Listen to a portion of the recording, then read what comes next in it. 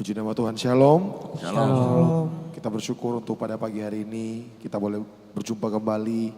Berkat Tuhan dan penyertaan Tuhan dalam kehidupan kita sungguh luar biasa. Kebaikan Tuhan tidak pernah berhenti kita rasakan dalam setiap kehidupan kita. Puji nama Tuhan, Shalom. Dikasih dan kebaikan Tuhan. Kita bersyukur untuk pada pagi hari ini kita boleh tempat ini berjumpa kembali. Saya juga menyapa Bapak Ibu Saudara Tuhan dan penyertaan Tuhan secara online. Kita sungguh luar biasa bersama. Sebelum kita memulai seluruh aktivitas kita pada pagi hari ini, kita Tuhan Shalom, kita bersyukur kepada Tuhan hari ini pada setiap kebaikan yang Tuhan berikan bagi berjumpa kembali. Juga menyapa Bapak Ibu Saudara, kita berada Tuhan secara online, Tuhan Yesus pagi bersama akan selalu bersama kita memulai seluruh aktivitas kita mulaikan. Tuhan Shalom, kita bersyukur kepada Tuhan hati kita setiap kebaikan yang Tuhan kembali dalam doa kembali. Juga menyapa Bapak Ibu Saudara, kita berada Tuhan secara online, Tuhan bersyukur bersama akan selalu bersama kita memulai seluruh aktivitas kita mulaikan. Shalom, hari bersyukur buat Tuhan hadiran dan ajaib dalam setiap kehidupan dalam doa kembali. Sampai saat yang berada semua kata berhenti kami bersyukur kasih dan selalu bersama kita mulai seluruh aktivitas kita mulaikan. Shalom, hari bersyukur buat Tuhan hadiran dan ajaib kami melakukan seluruh kegiatan kami.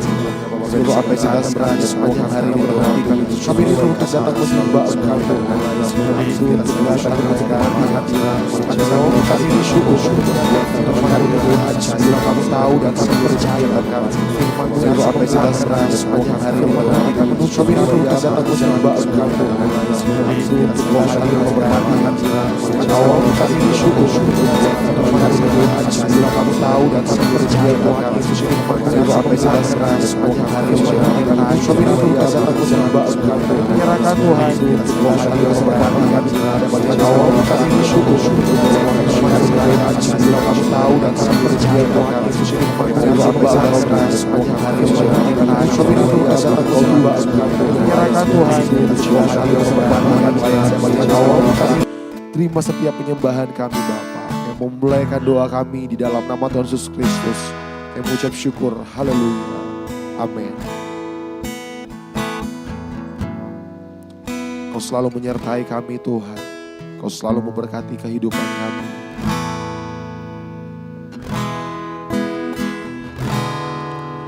Tuhan tak pernah janji langit selalu biru, tetapi Dia berjanji selalu menyertai. Tuhan tak pernah janji jalan selalu rata, tetapi Dia berjanji berikan kekuatan. Jangan pernah menyerah, jangan berputus asa. Mujizat Tuhan ada saat hati menyembah. Jangan pernah menyerah, jangan berputus asa. Mujizat Tuhan ada bagi yang setia dan percaya. Tuhan tak pernah janji, Tuhan tak pernah janji langit selalu biru, tapi Kau berjanji Tuhan selalu menyertai hidup kami. Berjanji selalu menyertai. Tuhan tak pernah janji jalan selalu rata. Berikan kekuatan bagi setiap kami. Berikan kekuatan. Jangan pernah menyerah, jangan berputus asa. Mujizat Tuhan ada saat hati menyembah. Jangan pernah menyerah, jangan berputus asa. Mujizat Tuhan ada bagi yang setia dan percaya.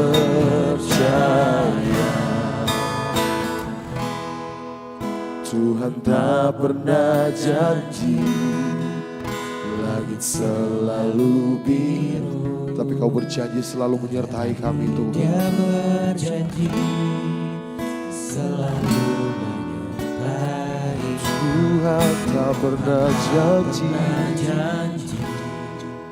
jalan selalu. Kau berjanji memberikan kekuatan bagi kami Tuhan. Berikan kekuatan, jangan pernah menyerah. Oh, mujizat Tuhan masih ada. Tuhan ada saat hati menyembah. Jangan pernah menyerah, jangan berputus asa. Amin. mujizat Tuhan ada bagi yang setia dan jangan pernah menyerah.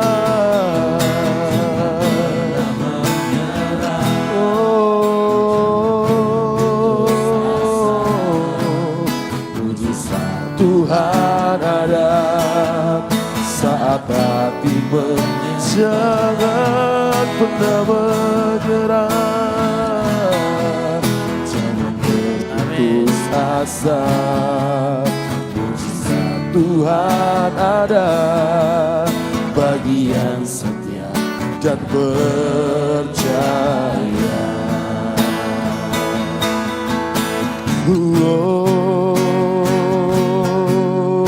Jangan pernah menyerah, jangan berputus asa, tapi percaya Tuhan. Tuhan ada saat kami menyembah-Mu. Jangan pernah menyerah, jangan berputus asa.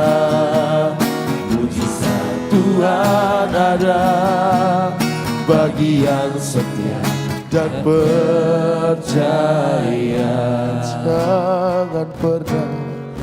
Jangan pernah menyerah, jangan berputus asa. Kami sungguh yakin dan percaya Tuhan, mujizat akan terjadi ketika saat kami menyembah Engkau Tuhan. Jangan pernah menyerah, jangan berputus asa. Mujizat Tuhan ada bagi yang setia dan percaya. Mujizat Tuhan ada bagi yang setia dan percaya. Mujizat Tuhan ada bagi yang setia dan percaya.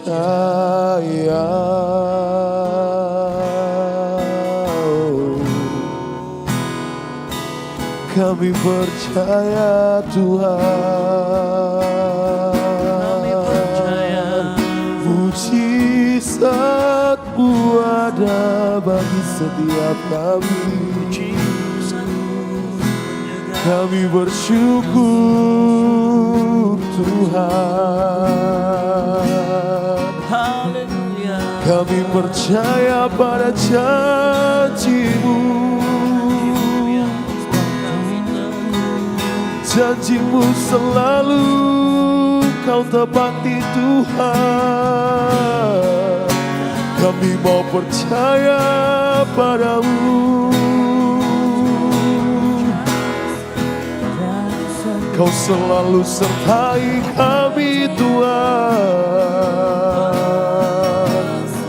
Kami tak akan menyerah.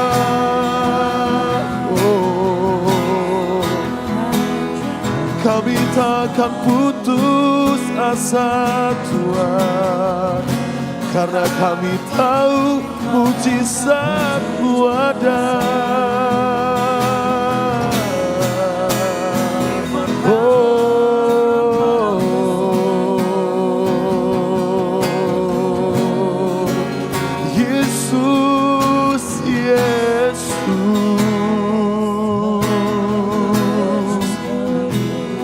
segala-galanya bagi setiap kami. Kami berjalan dengan satu pribadi yang tidak akan pernah tergoyahkan dalam hidup kami. Kami ada bersama-sama dengan satu pribadi yang tidak akan pernah meninggalkan kami. Yesus, Kau sertai kami Tuhan. Yesus, Kau sertai langkah kami Tuhan.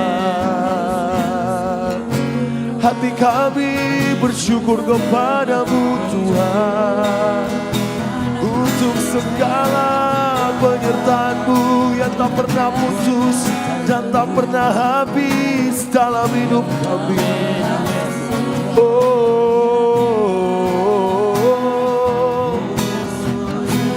Mencari wajah-Mu Tuhan pada pagi hari ini. Sebab kami butuh Engkau Tuhan, kami butuh Engkau Tuhan. Terima kasih Tuhan Yesus. Sungguh kami bersyukur kepadamu. Kami bersyukur Tuhan. Sebab Engkau yang menjadi kekuatan kami Tuhan. Engkau yang menjadi perlindungan kami. Engkau yang menjadi perisai kami Tuhan Yesus. Kami tahu kami aman dalam naungan sayap-Mu Tuhan. Malapetaka tidak akan pernah menimpa kami, dan tulah tidak akan pernah mendekat kepada kemah kami. Terima kasih Tuhan Yesus. Kami tidak akan pernah teratup oleh batu Tuhan. Kau yang menyertai kami, Kau yang mengangkat kami Tuhan. Terima kasih Tuhan Yesus. Kami mau tetap setia dalam melayani Engkau seumur hidup kami Tuhan. Terima kasih Tuhan.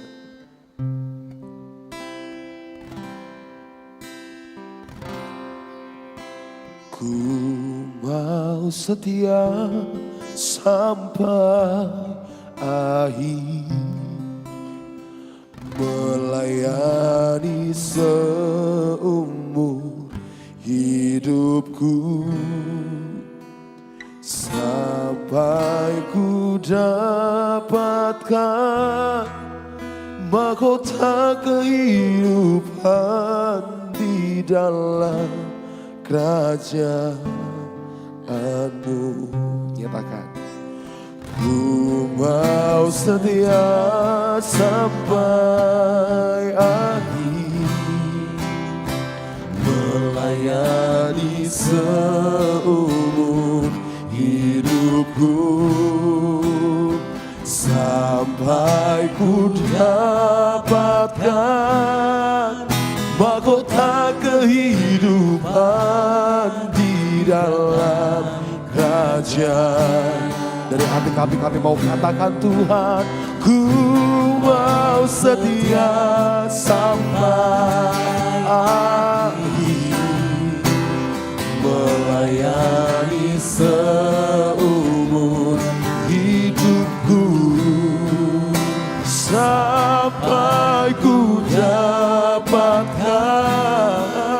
mahkota kehidupan di dalam kerajaan, sampai ku dapatkan mahkota kehidupan di dalam kerajaan, sampai ku dapatkan mahkota kehidupan di dalam kerajaan-Mu. Amin, amin, amin, amin. Terima kasih Tuhan Yesus, kami mengucap syukur pagi hari ini. Kami bisa bangun pagi dengan kekuatan yang baru yang sudah Kau berikan kepada kami. Saatnya kami akan belajar bersama firman Tuhan, mempertajam pikiran kami satu sama lain. Kami serahkan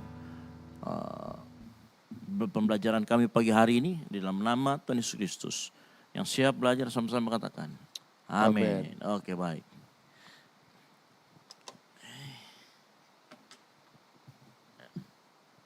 Hujannya deras ya di luar ya. Tapi saya harapkan hujannya deras di luar, angin badainya juga terbawa ke sini sehingga kita bisa saling mempertajam pemikiran kita satu sama lain, gitu ya. Oke, baik, kita akan berbicara mengenai perpuluhan. Di sini sudah ada 2 tim, ada yang pro dan kontra. Ya semuanya saya yakin tidak ada yang kontra ya, semuanya pro sebenarnya gitu. Cuman kita perlu mempertajam pemikiran, makanya ada yang pro dan ada yang kontra. Baik, saya sudah mengatakan untuk yang kontra, untuk tetap harus mencari alasan, apa kira-kira alasan-alasan orang untuk kemudian dia tidak memberikan persepuluhan. Nah, saya akan mulai dengan sebuah statement dari tim sebelah kiri saya, kiri kontra ya. Oke. Saya akan mulai bahwa, tapi tolong dijelaskan ya. Jangan cuma sekedar ngomong statement ini. Di sini ada 5 statement yang saya dapatkan. Ada yang mau mulai? Sebelah kiri saya. Silakan dipegang ininya. Berikan 1 statement. Dan saya harapkan langsung tim sebelah saya bisa menyanggah statement tersebut. Silakan. Sebelah kiri, perwakilan dimulai mungkin ya, satu-satu lah ya. Statementnya kan ada 5, oke silakan Dagmar. Baik, dari kami Kak, yang pertama itu persepuluhan itu hanya bagi bangsa Israel. Oke, stop sampai di situ. Jadi kata tim yang kontra dengan persepuluhan, katanya persepuluhan itu hanya untuk bangsa Israel. Gitu. Nah kita kan bukan orang Israel ya. Di sebelah saya yakin kita lihat sini tidak ada muka-muka Israel kecuali Marcel. Ya. Ya, Marcel ini Israel Toraja. Ya. Dilihat dari sedotan. Jadi tidak ada orang Israel di tempat ini. Jadi otomatis kalau kita bukan orang Israel, ya ngapain kita melakukan hal-hal yang ritual yang terkait dengan orang Israel. Ya silakan di sebelah kanan saya silakan menyanggah langsung. Oke. Kalau semisal persepuluhan hanya untuk bangsa Israel, kenapa kita bisa mengklaim tentang keselamatan bahwa keselamatan itu diberikan kepada bangsa Israel? Kalau itu ayatnya ada memang. Ya. Beritakanlah Injil kepada mulai dari siapa, kemana dan ke bangsa-bangsa lain. Kalau itu ada, keselamatan itu ada, hati-hati argumennya. Oh begitu ya. Iya dong, kan jelas kan? Ini saya nggak belain ini ya, cuman kita harus berpikir. Kalau kita menggunakan statement seperti itu menyanggah, kan kita bukan bangsa Israel. Tapi kan keselamatan buat semua, bukan hanya untuk masyarakat, iya. Tapi kalau keselamatan itu jelas, ayatnya ada. Oke. Bahwa keselamatan untuk bangsa-bangsa lain. Tapi kan tidak ada ayatnya perpuluhan untuk bangsa-bangsa Israel. lain. Nah, ayo. Ayo silakan dari kelompok yang pro dengan persepuluhan. Ada yang bisa menyanggah. Kita kan bukan bangsa Israel, ngapain kita memberikan? Oh ini sudah berat ini sebelah kanan saya sepertinya sudah mulai belum menemukan argumen yang cocok. Jangan diam-diam saja Paldo, charter. Ayo.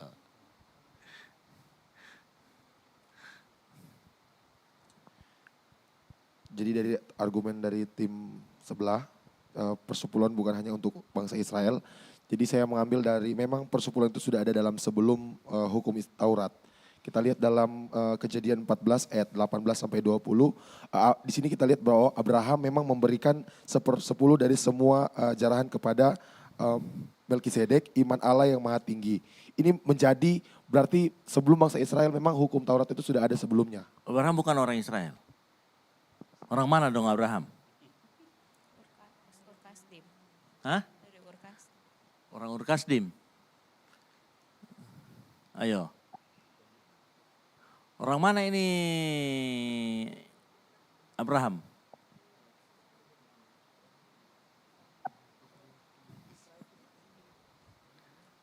Tinggalnya di mana kira-kira? Ada yang tahu? Tinggalnya ya di Iran sekarang itu loh yang lagi perang. Ya dari situ dia. Hah? Mesopotamia, iya betul. Mesopotamia. Nah permasalahannya kan katanya Valdo, itu sudah ada jauh sebelum Hukum Taurat. Pertanyaanku, Abraham itu siapanya bangsa Israel? Apa dia bangsa Abraham itu orang Israel atau bukan? Hah? Orang Israel? Oh, haleluya. Abraham orang Israel atau bukan? Sekarang zaman Abraham itu sudah ada bangsa Israel atau belum? Abraham itu apanya bangsa Israel? Nenek moyangnya. Kemarin kita sudah belajar sejarahnya toh. Coba ingat kembali, Abraham anaknya siapa? Anaknya Abraham, Tama. Bagian sejarah, Ishak. Ishak anaknya siapa? Pakai mic-nya. Ishak anaknya siapa? Berapa anaknya? Banyak. Dua. Siapa? Ishak. Oh. Siapa anaknya Ishak? Siapa? Yakub sama siapa? Esau dan Yakub. Siapa? Esau dan Yakub. Esau dan Yakub. Esau dan Oke, Yakub. kita ulangi lagi ya. Abraham anaknya siapa? Ishak. Ishak. Punya saudara enggak?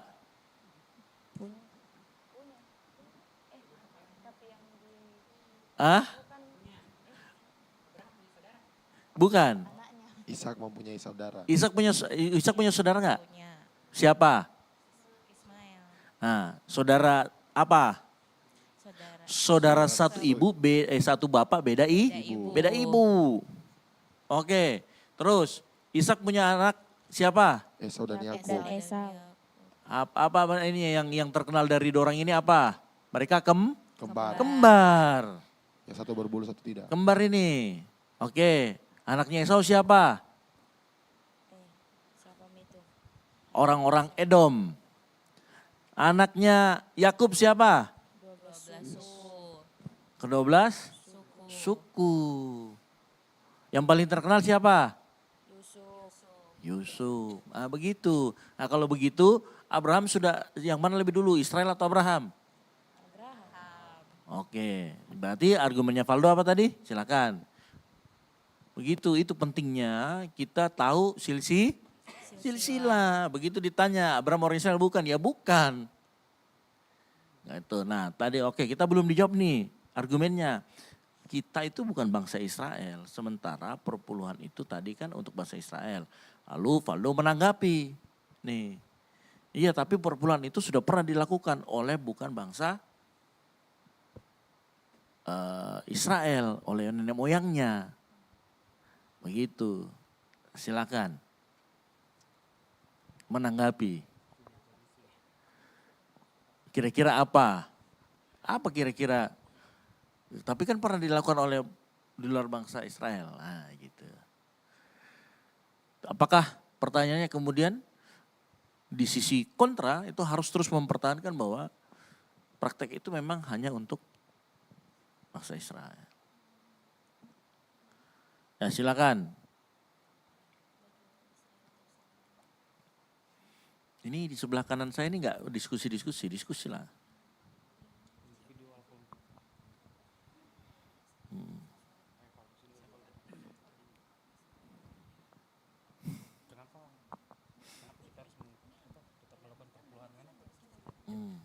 Jangan cuma satu yang ngomong.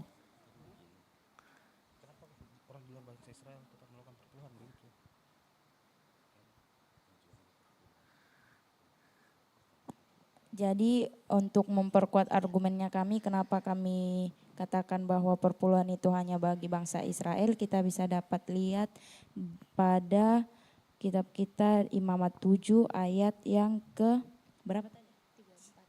Ayat yang ke-34. Di situ jelas dikatakan karena dada persembahan unjukan dan paha persembahan khusus telah kuambil dari orang Israel dari segala korban keselamatan mereka dan telah kuberikan kepada Imam Harun dan kepada anak-anaknya. Itulah satu ketetapan yang berlaku bagi orang Israel untuk selamanya. Nah, Garis bawahinya bagi orang Israel untuk selamanya. untuk orang, ya itu kan masih memperkuat argumen yang pertama ya, tapi belum menjawab. Masalahnya tim pro ini sudah ngomong bahwa ada kok orang Israel yang nggak lakukan perpuluhan namanya Abraham. maksudnya tim yang sebelah ini, kalau itu saya bisa membuktikan bahwa bukan cuma sekedar bangsa Israel yang melakukan, maka ada alasan saya untuk melakukan. Begitu. Nah makanya tim kontra harus mematahkan bahwa, loh contoh misalkan Abraham itu, ya kan dia nenek moyangnya. Nenek moyangnya bangsa Israel. Justru karena nenek moyang bangsa Israel itu makanya Israel ikut ngasih perpuluhan, dikasih, diperlihatkan. Itu begitu loh harus berargumen. Jadi argumen itu kita harus punya dasar, oh yang diserang sama dia itu dia ngasih bukti nih. Di Tumpro bahwa ada orang di luar bangsa Israel yang memberi. Kalian bisa menyangka, enggak. Abraham itu nenek moyangnya. Justru karena nenek moyangnya itu dia, ini saya bantu sedikit yang kontra ya. Justru karena dia nenek moyangnya memberi contoh, makanya bangsa Israel ikut. Tetapi itu kan hanya khusus untuk bangsa Israel. Tetap tidak merubah statement saya yang pertama. Itu tidak membuktikan bahwa tidak melegitimasi orang di luar bangsa Israel untuk memberi perpuluhan. Gitu. Nah kalian boleh begini, tim pro coba kasih contoh saya begitu. Sejak zamannya orang Israel, ada ndak orang non Israel yang memberi perpuluhan? Ah begitu. Kan timeline waktunya tadi, makanya kita perlu belajar timeline waktu mengenai si story. Supaya cara berpikir kita itu begini. Kalau tadi kan disebutkan gini, Abraham. Oh Abraham itu timelinenya sebelum ada bangsa Israel. Kalau kamu lihat kasih buktikan itu, ya kan, berarti saya minta bukti lagi. Ada ndak orang setelah bangsa Israel muncul, non Israel yang ngasih persepuluhan? Nah tugasnya di sebelah itu harus menanggapi itu. Betul tidak? Kan begitu. Ya kan? Itu namanya kita berdebat, itu namanya kita berpikir. Ya kan? Bagaimana kita bisa membuktikan? Nah, silakan di kelompok di pro, ada enggak orang non Israel bisa buktikan enggak? Ada enggak orang non Israel yang memberi persepuluhan? Di Alkitab nih, ada enggak? Dia beri persepuluhan, bukan orang-orang Israel nih, tapi dia ngasih perpuluhan. Silakan, boleh buka ChatGPT juga kalau ChatGPT-nya enggak pusing ya kan?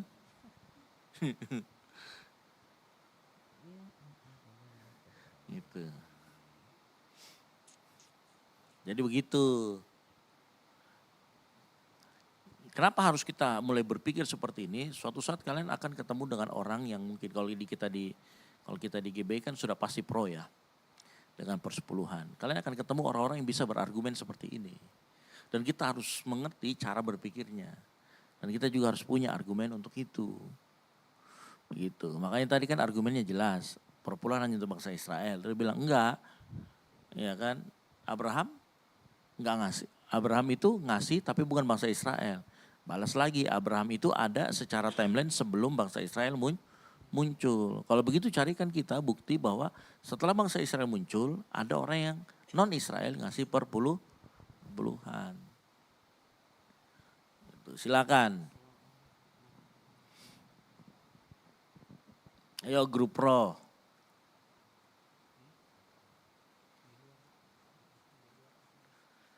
Kayak cerdas cermat ya.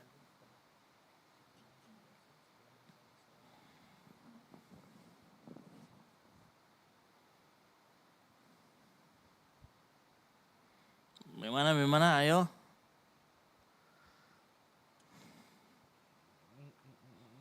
Kalian juga tidak perlu begini juga. Kalau dalam perdebatan, jangan terlalu fokus kepada statementnya. Bisa juga kan dia bilang gini, kasih bukti kita bahwa ada orang di luar non Israel yang memberi persepuluhan. Kalian tidak perlu tiba-tiba berpikir, wah kita harus cari di Alkitab. Enggak. Kadang-kadang kita harus berpikir begini. Begini cara berpikirnya ya. Kalau statementnya tadi hanya orang Israel yang memberi persepuluhan. Boleh enggak misalnya nih. Misalkan nih, ini kan kalian pro kan. Iya, cocok betul. Tapi kan ingat, kita ini Israel rohani. Nah, Secara rohani kan kita orang Israel. Makanya ya udah ngasih kan.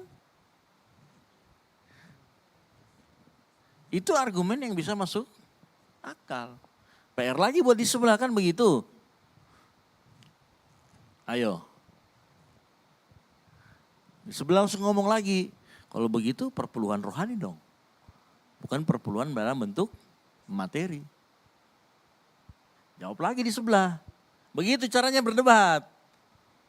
Itu jadi jangan hanya terpaku pada argumen itu, tapi mencari di mana titik lemah dari itu gitu loh. Atau kita bisa setuju, cuman kita ini enggak kok, kita ini Israel juga, tapi Israel rohani. Mungkin begitu. Silakan. Ini kalau kayak begini nih, saya mohon maaf nih, kontra yang menang nih pertama nih. Sesi pertama.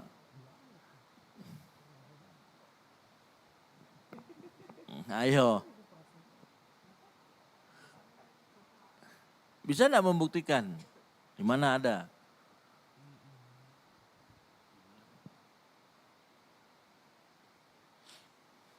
Saya ada loh, kata orang. Ada.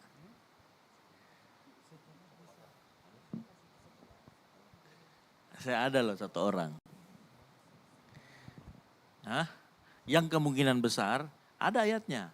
Kemungkinan besar ini orang, bukan orang Yahudi, tapi dia mengimani, jadi ibaratnya istilahnya kaum proselyt.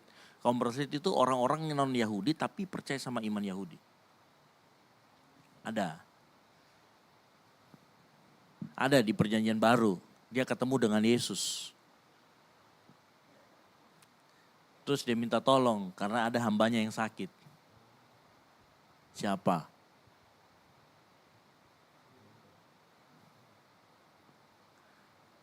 Ada dua ding. Ada satu lagi. Di zamannya para rasul. Satu. Diceritakan di sana dia ketemu dengan Petrus. Nah, diceritakan sama Alkitab dia ini sering bersedekah. Ini sering membantu pembangunan dan lain sebagainya. Ada.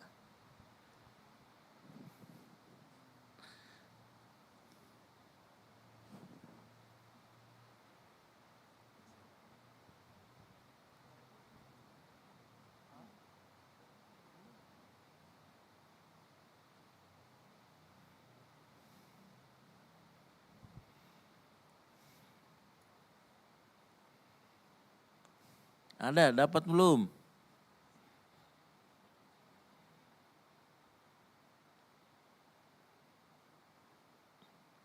Coba cari cerita tentang perwira yang hambanya disembuhkan. Ada nggak kata-kata di situ? Ada orang Yahudi yang belain dia ini sering bantuin kita. Dia ini sering bla bla bla bla bla.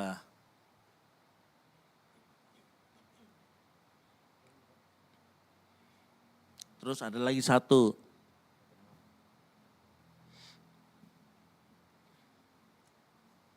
Namanya Cornelius. Dia bilang, sedekahmu sudah sampai. Dengar Allah. Lalu kemudian apa? Makanya kami diutus untuk memberitakan Yesus. Begitu. Cornelius itu orang Yahudi bukan. Perwira itu orang Yahudi bukan. Bukan orang Roma itu. Ada kemungkinan walaupun tidak secara eksplisit disampaikan bahwa mereka memberikan perpuluhan, tapi mereka mengimani apa yang diimani oleh orang-orang Yahudi.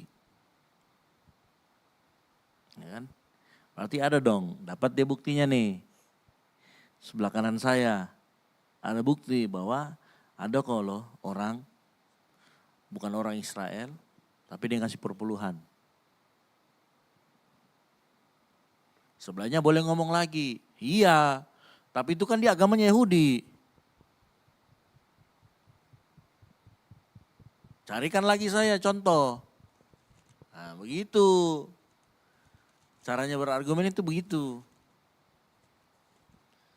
Itu ya. Coba mencari titik lemah dan Coba cari kesalahan argumen di setiap argumen yang diberikan.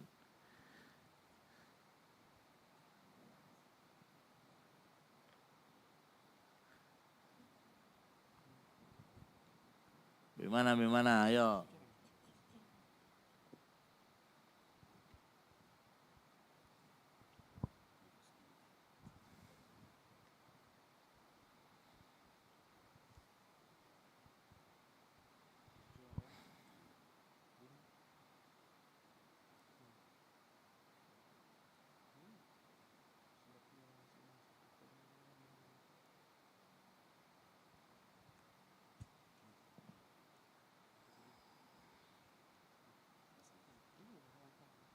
Ayo dipetakan ini argumennya yang kontra, pro, ayo.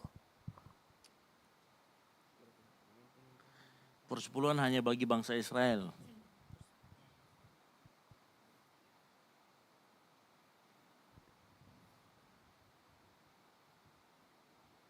Atau langsung ngomong, enggak kok, enggak harus untuk bangsa Israel doang.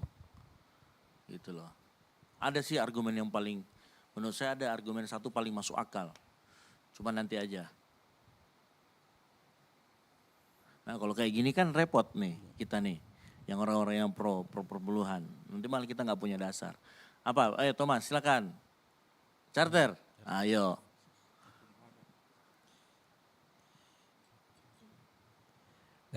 Coba kalau hanya untuk bangsa Israel kan begini, konsep dari perpuluhan itu sendiri, tujuan daripada perpuluhan itu kan kita tahu bahwa untuk memenuhi kebutuhan daripada rumah ibadat. Itu pertama konsepnya pemberian, dan saya percaya bahwa bukan cuma bangsa Israel yang bisa melakukan pemberian tersebut. Dan berbicara tentang rumah ibadat bukan cuma bangsa Israel yang punya rumah ibadah, ya. Jadi semua orang bisa memberikan perpuluhan dan semua orang mempunyai rumah ibadah. Ya. Oke, ya betul, lanjut. Ya. Nggak usah minta afirmasi Ya, sama jadi mereka, jelaskan aja. Kurang lebih seperti, jadi kenapa sampai perpuluhan itu diharuskan atau perpuluhan itu diberikan karena memang tujuannya itu untuk dipersembahkan kebutuhan rumah ibadah, dan juga memang semua itu orang bisa melakukan pemberian tersebut. Oke, grup yang pro boleh jelaskan nggak dari firman Tuhan untuk apa sih persepuluhan itu awalnya mulanya, dan kenapa diadakan itu namanya persepuluhan? Boleh cerita nggak di pro? Kira-kira kenapa? Silakan, Tita. Ayo Tita. Atau grup kontra, boleh jelaskan. Kenapa sih perpuluhan itu ada, nongol? Nah silakan. Kalau latar belakangnya perpuluhan itu dari, kan ini bangsa Israel ada 12 suku. Ya. Dan dari 12 suku ini ada satu suku yang tidak diberikan apa istilahnya warisan tanah gitu, yaitu suku Lewi. Nah, suku Warisan Lewi tanah di ini, mana nih? Di Sudiang kah? di mana? Nggak aku tahu juga. Di tanah perjanjian. Nah, Di mana itu tanah perjanjian? di tanah Kanaan. Ya, oke, Nah. harus jelas itu. Oke, lanjut. Nah, dari 11 ini ada satu yang tidak dikasih. Nah, kenapa? Karena suku Lewi ini tuh dipercaya sama Tuhan atau dipilih sama Tuhan itu untuk sebagai pelayan di Bait Allah. Oke, Jadi, stop dulu di situ. Kenapa bangsa Lewi, yang ada yang bisa tahu? Kenapa hanya bangsa Lewi yang dipilih sama Tuhan untuk ngurusin apa? pelayanan di Bait Allah. Pelayanan di Bait Allah. Jadi nggak diberikan tanah untuk mereka diami, untuk mereka kemudian mengusahakan dari situ. Tapi kenapa mereka yang dipilih? Kenapa bukan suku Yehuda atau suku Benyamin atau suku Efraim? Ada yang tahu kenapa? Ada ceritanya ini. Hah? Masalah apa? Pakai mic-nya. Masalah pembuangan beda. Oh, pembuangan di mana? Terpecah dua Bite, bukan nih. Oh, yang pembuangan yang mana? Pembuangan nanti masih belum ada kejadian pembuangan ini, belum.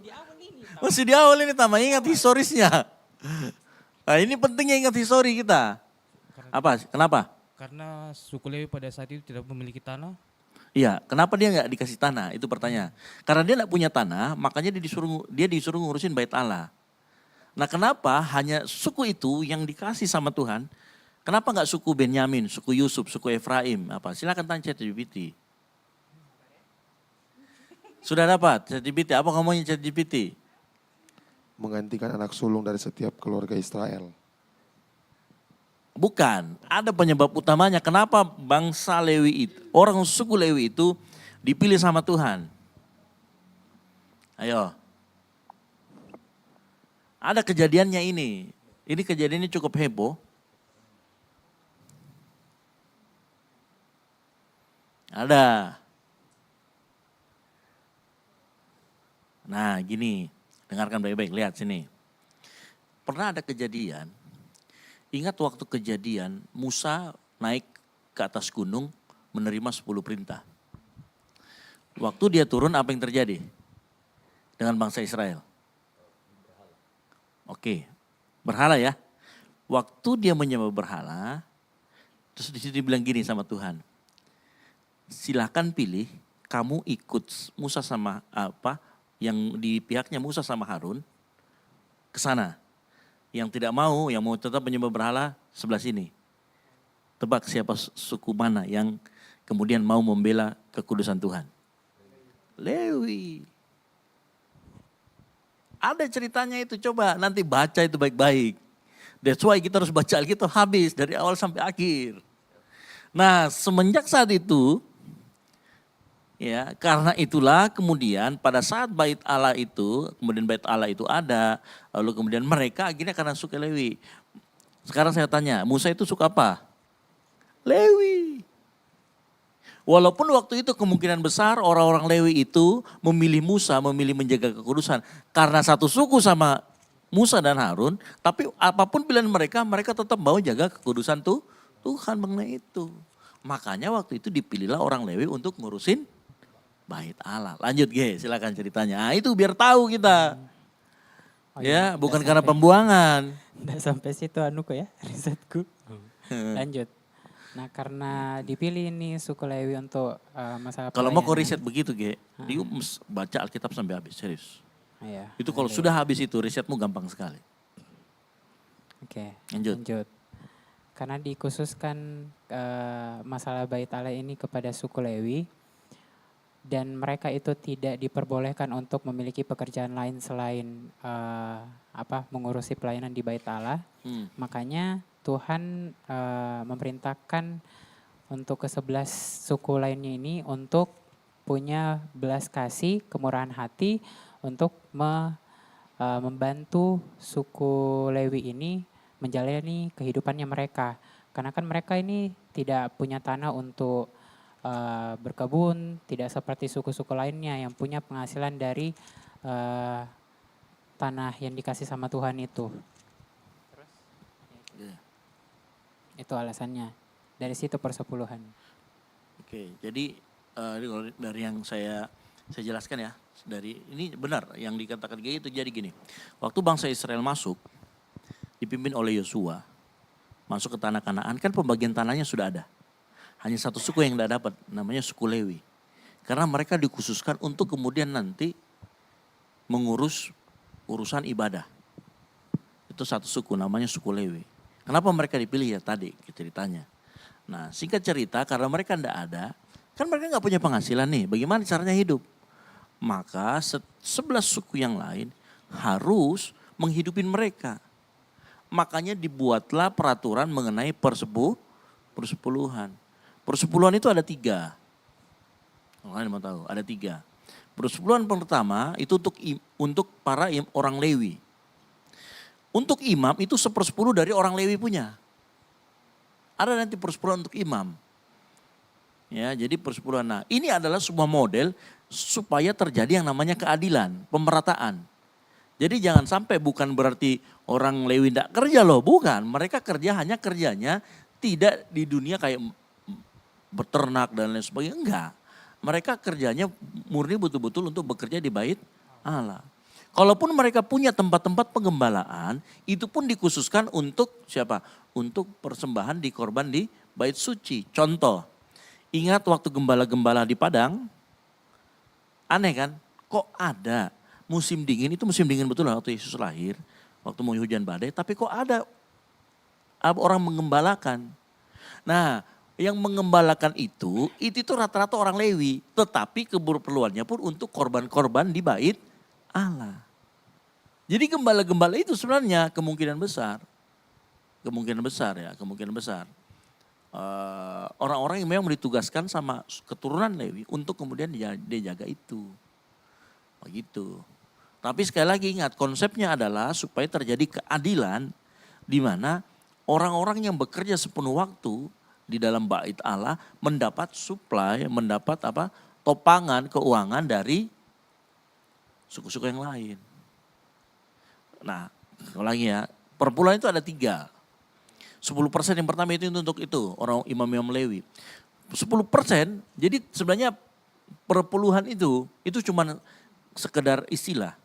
Aslinya bangsa Israel itu memberikan kepada orang-orang Lewi, bukan orang-orang Lewi, artinya yang mereka keluarkan untuk yang disebut dengan perpuluhan itu ada 3 pemberiannya. Yang pertama itu tadi untuk imam Lewi, untuk orang Lewi. Orang Lewi nanti 10 dari orang Lewi itu untuk imamnya. Perpuluhan yang kedua ada namanya perpuluhan itu korban untuk hari raya. Jadi perpuluhan ini boleh dibawa tapi dipakai untuk sendirian, untuk kita sendiri gitu. Nanti yang ketiga, dia itu setiap 3 tahunan ada lagi 10%. Jadi setiap akhir tahun itu ada lagi 10% untuk kemudian diberikan kepada orang-orang fakir miskin, janda-janda. Itulah yang disebut dengan nanti dengan diakonia. Jadi sebenarnya bangsa Israel itu memberikan 23,3 karena kan 10% tadi itu di 3 tahunan dikasih 10% yang terakhir. Jadi begitu dibagi 3, jadi setiap tahun mereka itu 33. Gitu. Ngerti? Tapi intinya dari semua itu adalah supaya terjadi pemerataan. Gitu. Nah, oke, sekarang kembali. Ini berarti kan tadi yang pro sudah kasih tahu nih. Bahwa apa tadi? Untuk menopang pelayan-pelayan Tuhan. Konsepnya itu awalnya, silakan dilanjutkan. Saya kan tadi potong tengahnya supaya kita tahu ceritanya, kenapa sih dikasih. Gitu loh. Nah, sekarang lanjutkan argumennya.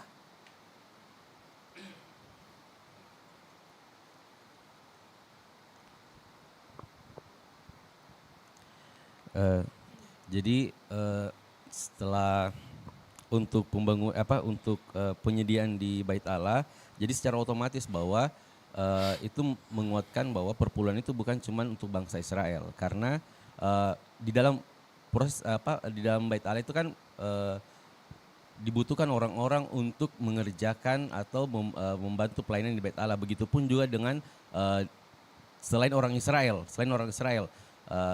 Ketika kita membangun rumah ibadah, otomatis ada orang-orang yang bekerja terlibat di dalamnya. Secara otomatis juga kita harus memberikan hal tersebut kepada orang-orang tersebut. Dalam kurung mungkin Bani Lewi yang di dalam tempat ibadah tersebut. Jadi itu menguatkan kita bahwa memang perpuluhan itu harus dikerjakan, harus dilakukan. Mungkin seperti itu. Oke, maksudnya Thomas itu begini. Kan konteks waktu itu dalam konteks gini. Orang Lewi dikhususkan untuk rumah ibadah. Nah, kalau begitu, sekarang gini, konteksnya berarti orang Lewi itu siapa? Rumah ibadah kalau kita kontekstualisasikan dengan zaman sekarang, rumah ibadah itu di mana? Gereja. Ya. Ada nggak di gereja orang-orang yang khusus untuk menyelenggarakan ibadah dan lain sebagainya? Ada. Siapa? Full timer. Ya. Full timer, part timer itu dianggap sebagai orang-orang Lewi. Nah, sekarang saya tanya, orang-orang part timer, full timer itu kerja nggak di luar? Kan enggak. Mereka murni untuk menyelenggarakan kegiatan di gereja. Boleh nggak dikasih begitu, dikontekstualisasikan? Oleh karena itu daripada begini, bertanya gini, kalau ini buat yang kontra ya, saya setuju dengan pendapat misalkan Thomas tadi karena dia bilang begini, kalau dianggap itu memang bukan, tetapi kan kita orang Israel rohani, sebenarnya saya sudah buka clue-nya. Kita itu orang Israel rohani. Kita itu juga punya tempat ibadah kok. Kita juga punya tanda kutip orang-orang Lewi yang membutuhkan itu. Namanya full timer. Full timer kan kerjanya full untuk kegiatan di gereja. Nggak boleh kemana-mana. Gitu loh. Nah berarti full timer juga punya tanggung jawab ini untuk melayani yang 11 yang lain. 11 suku yang lain kan begitu. Karena kenapa? 11 suku yang lain harus dilayani. Karena kamu dapat penghidupan dari mereka. Ngerti ya? Jadi ini dengar nih buat full timer dan part timer. Kita harus melayani orang-orang yang suku yang lain. Karena kenapa? Kita mendapatkan penghidupan dari mereka. Tanggung jawab kita kepada mereka. Nah kalau dikontekstualisasikan maka bait Allah itu gereja. Orang-orang yang bekerja di bait Allah itu namanya full timer. Ya kan? Gereja kan butuh untuk operasional. Saya yakin begini, semua peraturan yang dikasih sama Tuhan itu tidak ada yang sembarangan, iseng. Biar enak kayak gini. Sama termasuk larangan makan babi. Jadi larangan makan babi itu kalau misalkan kita melihat nanti dalam konteks sejarah, babi itu kan sudah butuh minum air banyak. Makanya ada penafsir yang ngomong, kalau Tuhan mengizinkan orang Israel makan babi waktu itu, ya maka mereka akan setengah mati mencari air. Permasalahannya adalah babi itu kan butuh air yang banyak kalau dipelihara. Ya kan benar ya. Makanya dia punya lemak kan itu cair dan banyak karena kan memang di situ. Nah, kalau dipelihara waktu di zaman itu yang sementara belum punya teknologi untuk bisa membuat padang gurun jadi air, maka kasihan nanti bangsa Israelnya rebutan air sama babi. Belum lagi babi dagingnya enak kan begitu. Ya kan makanya waktu itu dilarang sama Tuhan. Tapi begitu perjanjian baru sudah terjadi modernisasi. Ada orang-orang yang sudah bisa menemukan sumur baru dan lain ini.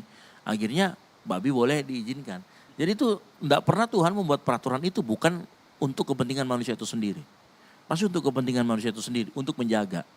Waktu itu coba bayangkan, kenapa dilarang makan unta, dilarang makan apa? Karena gini, di antara binatang-binatang itu masih banyak penyakit-penyakitnya mereka. Yang kalau dikonsumsi waktu itu, zaman itu belum ada obatnya.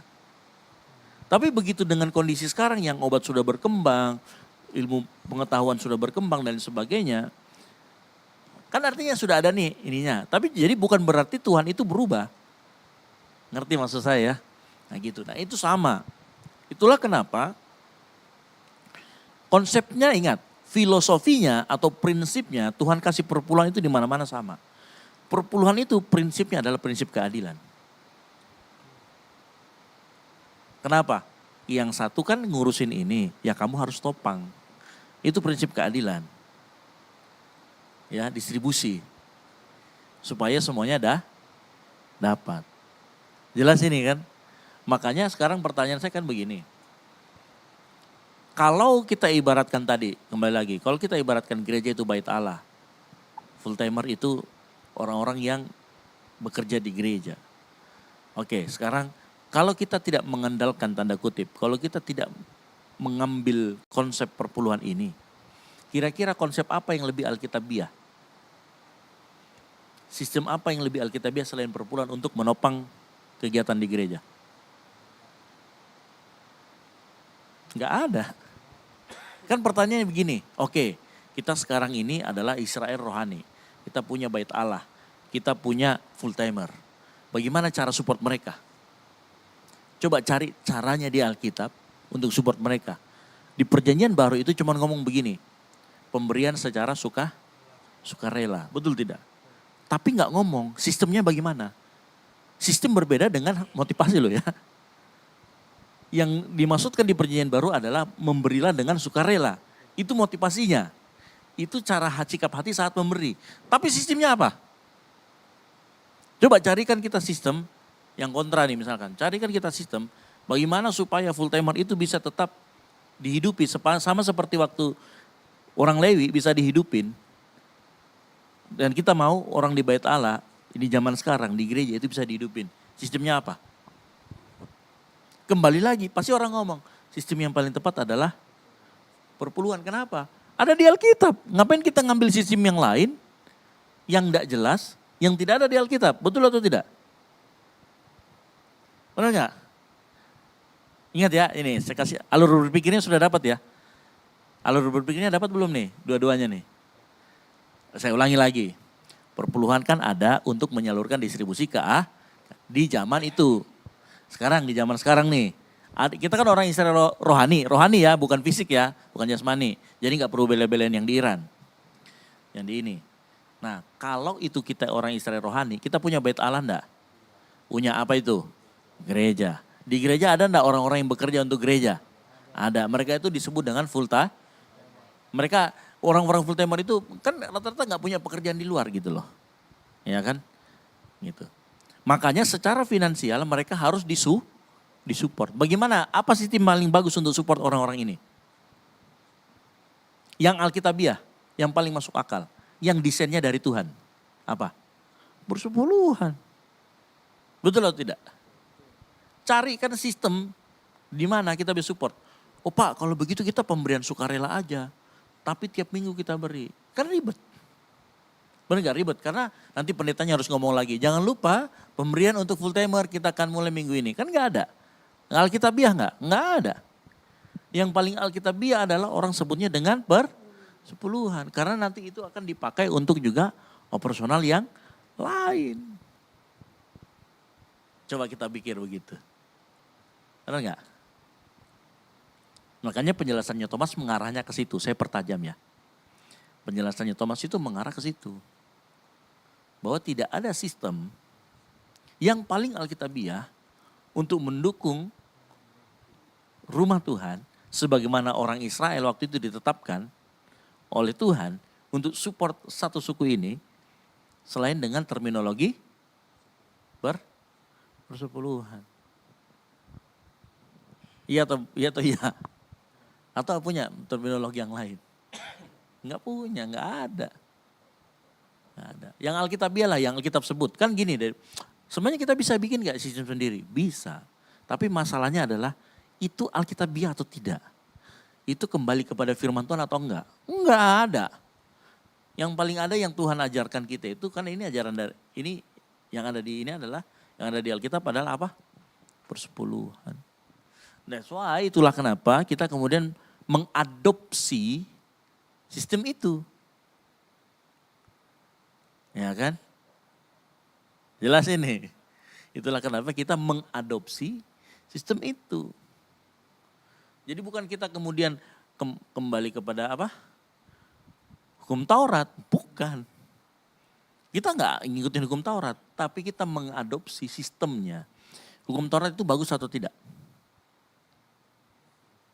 Bagus, kalau motivasimu benar. Bisa nggak dilakukan? Bisa, kalau motivasimu benar. Nah, orang Yahudi itu melakukan hukum Taurat supaya selamat. Kita itu sebenarnya, coba lihat deh, secara praktis, secara praktek, kita lakukan hukum Taurat nggak? Nggak membunuh toh? Nggak bersaksi dusta toh? Lakukan nggak? Lakukan.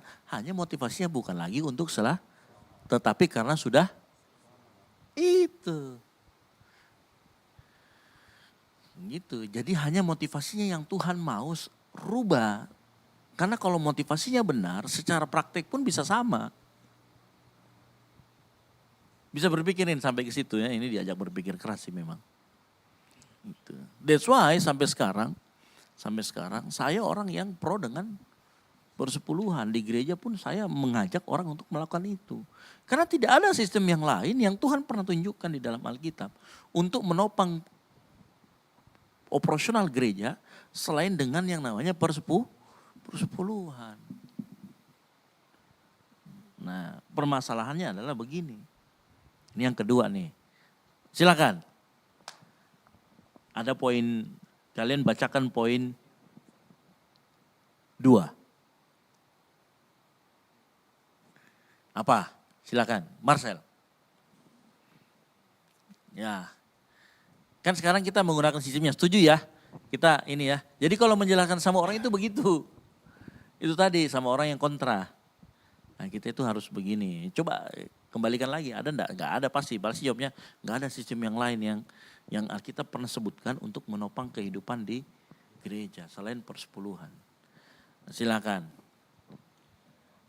Oke, kalau ini statement baru lagi nih Kak. Iya, statement baru yang poin keduanya kalian. Kalau kami dari tim kontra itu statementnya kami konsep persepuluhan di zaman sekarang itu sudah berbeda dengan yang ada di yang Alkitab. poin nomor 2. Oh, poin itu nomor 2. 3. Oke, Jadi banyak gereja itu tidak transparan soal persepuluhan itu sendiri. Penggunaan dari Bagaimana? persepuluhan. Tanggapin. Ini Ya. sudah nih, ini kan filosofinya kita sudah dapat nih ya. Filosofinya sudah dapat tadi ya. Nah sekarang praktiknya gimana Marcel? Ada yang ya terbuka bahkan menyalahgunakan. Silakan. Jadi kalau kita mengarah kepada hal tersebut, maka bisa terjadi bahwa tidak ada lagi persembahan yang diberikan. Artinya begini, ketika kita memberi, kita cukup memberi, untuk selebihnya itu tidak perlu menjadi urusan kita. Itu berbicara tentang kerelaan atau berbicara dengan persembahan sukarela ya sih. Kalau kita sukarela artinya begini, kita sudah ikhlas nih. Uang itu mau diapakan di gereja itu urusan gereja. Karena kan begini, ketika kita memberikan sesuatu itu cukup diberi dan setelahnya itu biarlah gereja yang mengelolanya. Artinya gereja tuh sudah tahu bahwa ini pos-pos yang membutuhkan pelayanan tersebut ya. Jadi kalau semisal kita mau mencari tahu, maka kita artinya belum ikhlas, belum tulus, belum sukarela. Jadi kalau kita bilang oh ini persembahan saya nih, tapi kita bilang nanti lagi gereja tidak, ini artinya kita belum ikhlas, belum bisa melepaskan. Atau begini, serahkah kita masih ada? Kita masih memiliki yang sebenarnya bukan milik kita. Kan kita bilang begini, apa yang semua yang kita miliki itu miliknya Tuhan. Tapi ketika kita mau membantu pelayanan Tuhan, kok kita jadi hitung-hitungan sama Tuhan? Maka kalau kita mau mencari tahu, oh ini lari kemana, maka tidak akan pernah terjadi yang namanya keikhlasan atau pemberian sukarela dalam kehidupan kita. Mungkin seperti itu. Cara tambahin. Itu tadi. Tuh menambahkan toh. Atau kalian langsung umumnya boleh langsung. Oke, kalau masalah konteksnya kita tidak perlu tahu bagaimana nanti ke depannya ketika kita memberikan uang itu. Mungkin karena kita belum alami ya, kita bisa ngomong begitu. Tapi kalau misalnya konteksnya teman-teman pro alami, ada gereja kita misalkan, amit-amit, tahu kalau misalnya penggunaan uang itu tidak benar, apakah masih mau dikasih? Padahal tahu kalau itu salah, masih mau dikasih dengan persoalan ya enggak usah, bukan urusannya kita, padahal itu sudah salah gitu. Bagaimana? Ya, karena ada firman Tuhan mengatakan barang siapa yang tahu melakukan kebenaran tapi tidak melakukan dia berdosa. Apakah kita akan membiarkan orang yang melakukan kesalahan penyalahgunaan itu kita biarkan saja? Itu maksudnya. Silakan. Tetap saya kasih. Oh, tetap. Kenapa harus kasih argumen dong? Tetap saya kasih kepada gereja tersebut karena saya melakukan perintah dari Alkitab. Walaupun itu cara pengelolaannya bagaimana di dalam itu urusannya dia. Tetapi hal tersebut akan saya tetap lakukan dalam kehidupan saya. Jujur ya, saya pernah ngajari loh, saya pernah ngomong begini. Orang yang memberi persepuluhan ke gereja itu tetap harus punya tanggung jawab untuk mengetahui dan melihat bagaimana pengelolaannya. Dan harus terus memantau. Karena konsep apa waktu itu saya jelaskan ya, saya agak lupa ya. Tapi saya pernah ngomong itu, saya jelaskan saya pernah ngomong. Hah? Apa? Iya, menabur di tanah yang subur. Ada konsep tentang mengenai menabur di tanah yang subur. Itu salah satunya. Ada lagi yang lain kalau nggak salah, saya lupa apa begitu. Pokoknya saya pernah mengajarkan bahwa setiap taburan kita harus lihat dia larinya kemana. Jangan sampai dipakai buat teroris. Contoh ya kan, membiayai kegiatan-kegiatan teror Dipakai judi? Kalau pesternya pakai judi? Judul? Masih mau misalkan ayo. Tetap makanya ada namanya keterbukaan dalam laporan keuangan. Jadi ya justru itu rival, maksudnya itu banyak sekali penyalahgunaan yang tidak terbuka. Makanya orang nggak mau ngasih gitu loh. Apakah masa kau tetap ngasih? Kalau konsepnya Thomas kan, saya nggak peduli dia mau pakai buat apa. Tapi ini menyangka lagi, nggak bisa. Kenapa? Ya kita harus bisa tahu itu tanggung jawab moral kita juga ada di situ. Ya gini Kak. Ya gimana? Jadi, tapi kalian dong yang harusnya berdebat. Ini kok saya sendiri dengan diri saya sendiri. Jadi seperti ini, kita kan menaburnya di rumah Tuhan, ya, di bait Allah. Dan kita kan juga sudah tahu strukturnya, siapa yang memegang, ada bendahara, ada sebagian dan sebagainya. Ada bagian contoh mungkin diakonianya, jadi kan sudah ada. Bahkan di gereja-gereja pun tidak jarang bahwa semua laporan itu tertuang tertulis bahkan disampaikan kepada jemaat ya. Kecuali mungkin kita menabur di gereja setan ya, enggak tahu ya. Jadi saya percaya begini, ketika kita menabur di bait Allah, kita kan begini, kita berjemaat di situ, kita tidak asal-asalan berjemaat. Kita sudah tahu, oh gereja ini pengelolaan keuangannya dengan baik. Oh gereja ini, oh ini yang mendapatkan begini laporan keuangannya. Jadi secara otomatis ketika kita menabur itu kita tidak perlu takut lagi. Nah kalau dibilang begini, nanti dipakai judi online atau apa segala macam. Ini contoh ya, dipakai judi online. Saya percaya tidak mungkin gereja seperti itu. Ya, kalaupun ada artinya begini pribadinya dan kembali lagi bahwa perpuluhan itu kan bukan satu orang yang pegang, ya. Bukan kita bukan langsung kasihkan ke orang ini. Contoh ini, saya kasih langsung ke GG ini perpuluhan saya ya. GG langsung ambil. Tapi kan tidak. Itu dicatat, dilaporkan keuangannya dan saya percaya itu tertulis dengan baik dan kemudian dipergunakan dengan baik di dalam gereja. Seperti itu. Gimana? Ayo yang kontra. Tadi yang dibilang sama Kak Thomas itu ya asumsi begitu. Ya asumsi lah. Ya. Tapi kenyataannya. Itu idealnya, maksudnya itu ideal. Idealnya, tapi ada loh kenyataan bilang gereja itu ketika diberikan perpuluhan itu masuk di kantongnya gembala kemudian dipergunakan untuk hal yang lain.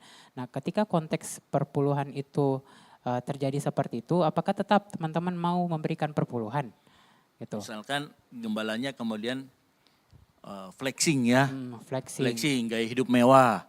Itu kan full timernya melarat, dia keluar negeri. Ya kan? Ada enggak yang begitu?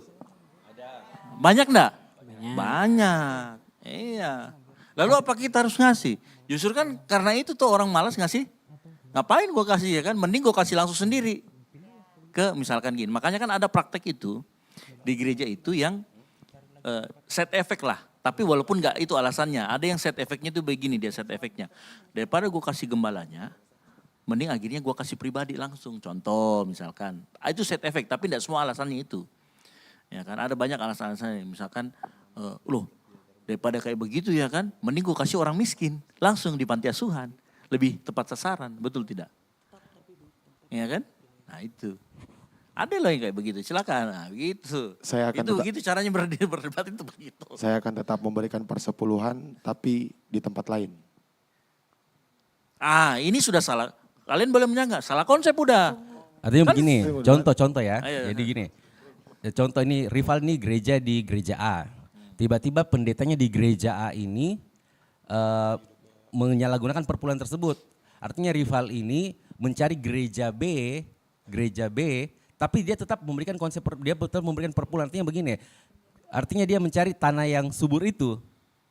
Ya, dia di gereja B dan kemudian dia melihat bahwa ternyata ini benar dan dia menabur di situ untuk perpuluhannya. Karena begini, ketika kita memberikan perpuluhan secara langsung, sama dengan begini, ini berbicara tentang kesatuan ya. Kalau kita berbicara tentang perpuluhan kan, kita kasih contoh, saya kasih ke GG, ini perpuluhan saya ya. GG yang membutuhkan kan. Tapi kan begini, kekuatan kita untuk seorang diri itu kurang orang bilang ini, kita belum tentu mengetahui apa yang menjadi kebutuhannya dia dan kita kurang powerful. Tapi kalau kita bersama-sama satu jemaat, kemudian kita memberikan kepada gereja dan gereja yang mengelolanya, artinya begini, gereja itu mendistribusikan ke orang-orang yang tepat atau jemaat yang ada di dalamnya, yang seiman kita. Untuk membangun kan tujuannya perpuluhan itu untuk membangun, untuk menopang ya pelayanan daripada perpuluhan tersebut juga kan untuk menopang janda-janda miskin, orang yang membutuhkan dan sebagainya. Jadi jemaat yang di dalam gereja tersebut juga itu terbangun dulu, mungkin seperti itu. Ini, jadi ibaratnya boleh ngasih ke tempat lain, boleh langsung. Iya toh? Iya kan tadi argumennya Valdo toh? Bukan langsung secara pribadi Kak, tapi tetap dikelola oleh gereja. Artinya begini, saya berjemaat di gereja A. Tapi kan begini, kalau kita sudah tahu itu salah, kalau kita tahu itu salah di dalam gereja ini, ya mending kita cari gereja lain yang dapat mendistribusikan hal tersebut. Ini konsepnya benar tidak seperti itu? Coba. Ibaratnya kan gini, contoh saya dulu ya. Dulu saya tuh punya pemikiran begini. Waktu saya itu ibadah, saya itu pelayanan di Betani. Jadi jemaat di Betani waktu Surabaya. Udah terima gaji nih. Tapi saya kirim perpuluhan ke sini. Pernah. Saya perpuluhan ke sini.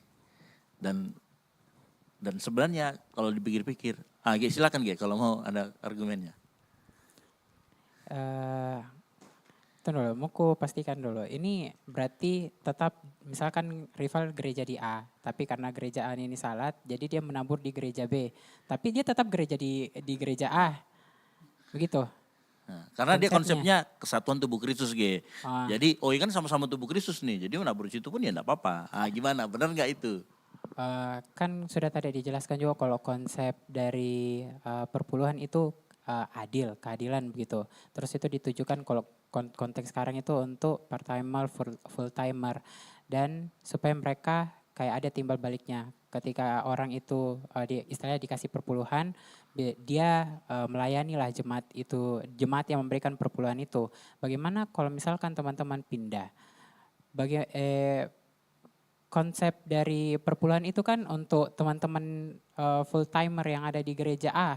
Kalau teman-teman itu memberikan di gereja B, bagaimana itu keadilannya? Padahal yang melayani teman-teman itu kan orang-orang di gereja A.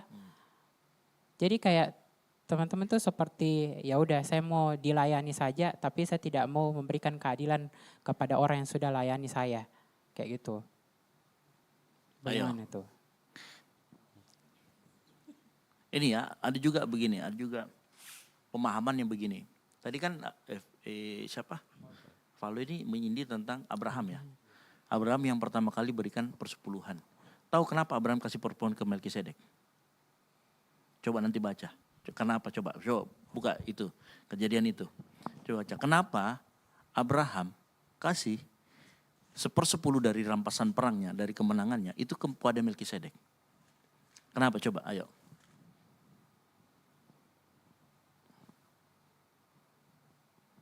Karena Abraham terima roti dan anggur. Iya, betul tidak? Coba baca deh. Benar nggak? Karena dia terima roti dan, jadi konsepnya adalah di mana kamu terima roti dan anggur, perpuluhanmu harus hati ke situ. Nah sekarang kalau dengan konsep yang Thomas tadi katakan, benar nggak itu kalau kayak begitu? Secara konsep awal. Kenapa? Artinya begini, menerima roti dan anggur itu bukan artinya di mana kamu dilayani, itu tadi konsepnya. Kan kamu dilayani di gereja A, kenapa perlu lari ke gereja B? Berarti tidak sesuai dengan konsep yang awal persepuluhan itu dong. Silakan, itu maksudnya. Ya kan sudah mulai dalam ya mengenai konsep perpuluhan ya. Ayo. Iya.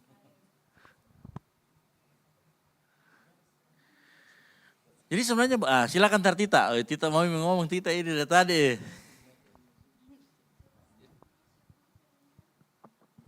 Mungkin yang di belakang mau bantu kali.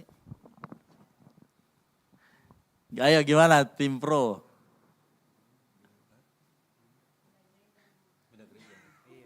Ya bisa jadi ya, itu solusi. Ya sudah saya pindah gereja.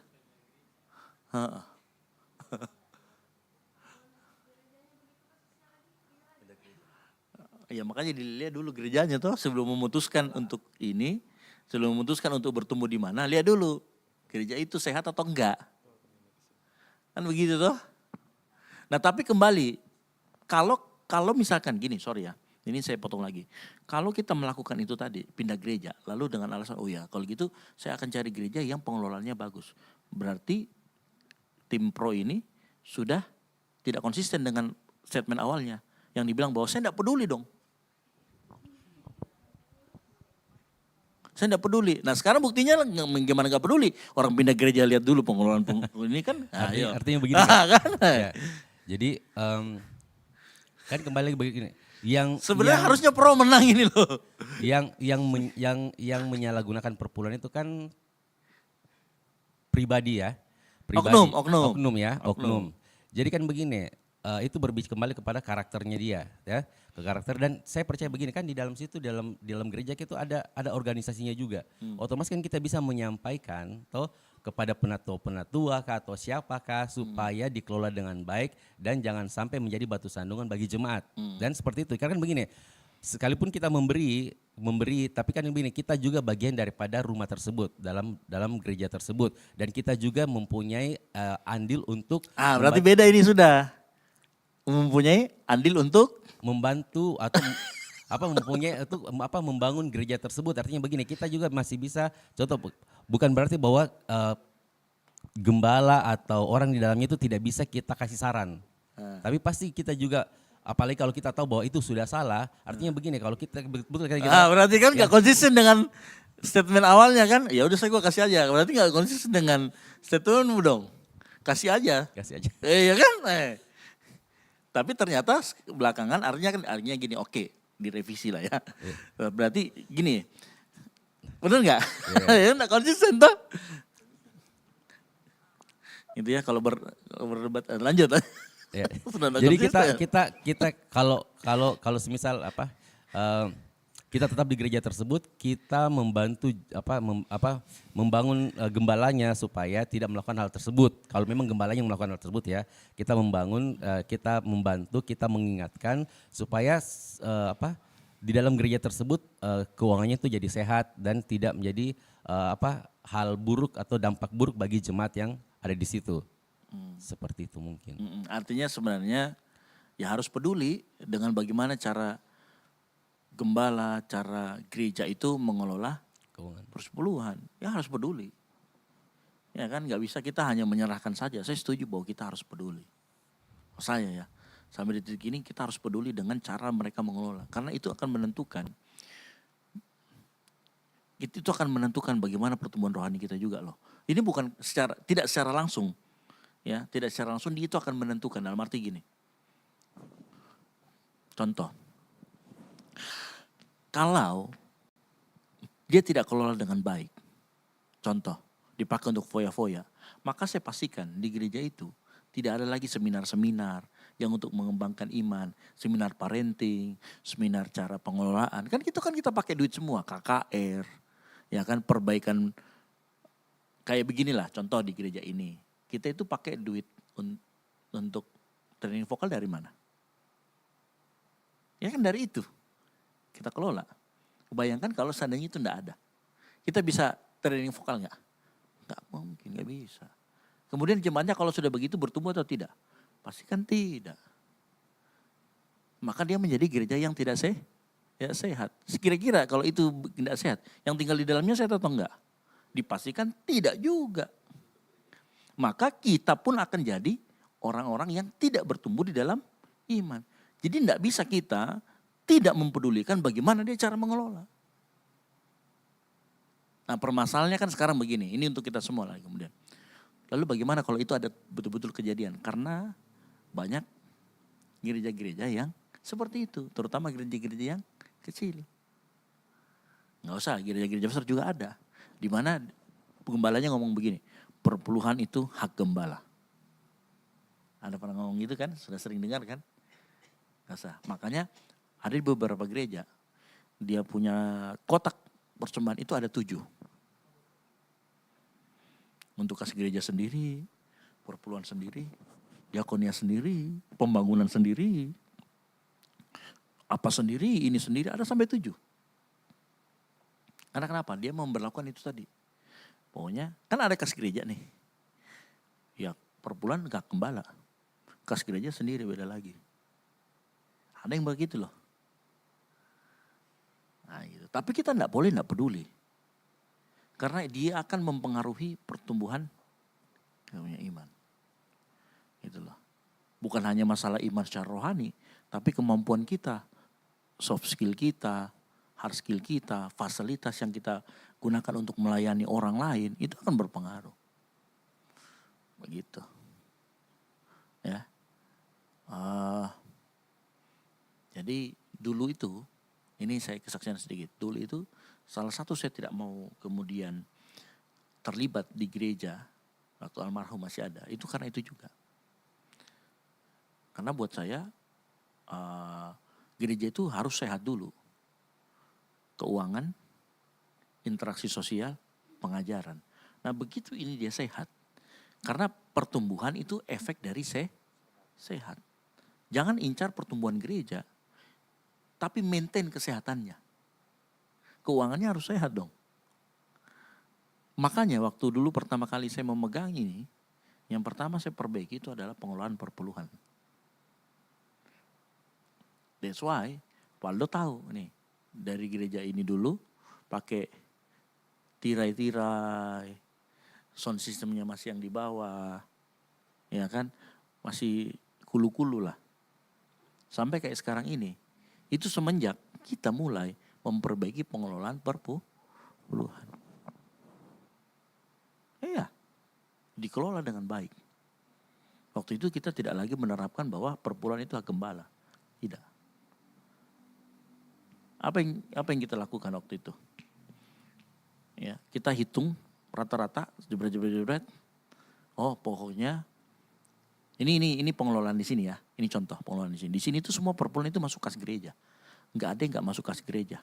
Mau persembahan apapun masuk semua kas gereja. Mau perpuluhan, mau apa, semua masuk kas gereja. Kecuali diakonia. Diakonia itu punya kas sendiri. Karena itu memang peruntukannya untuk bantu orang.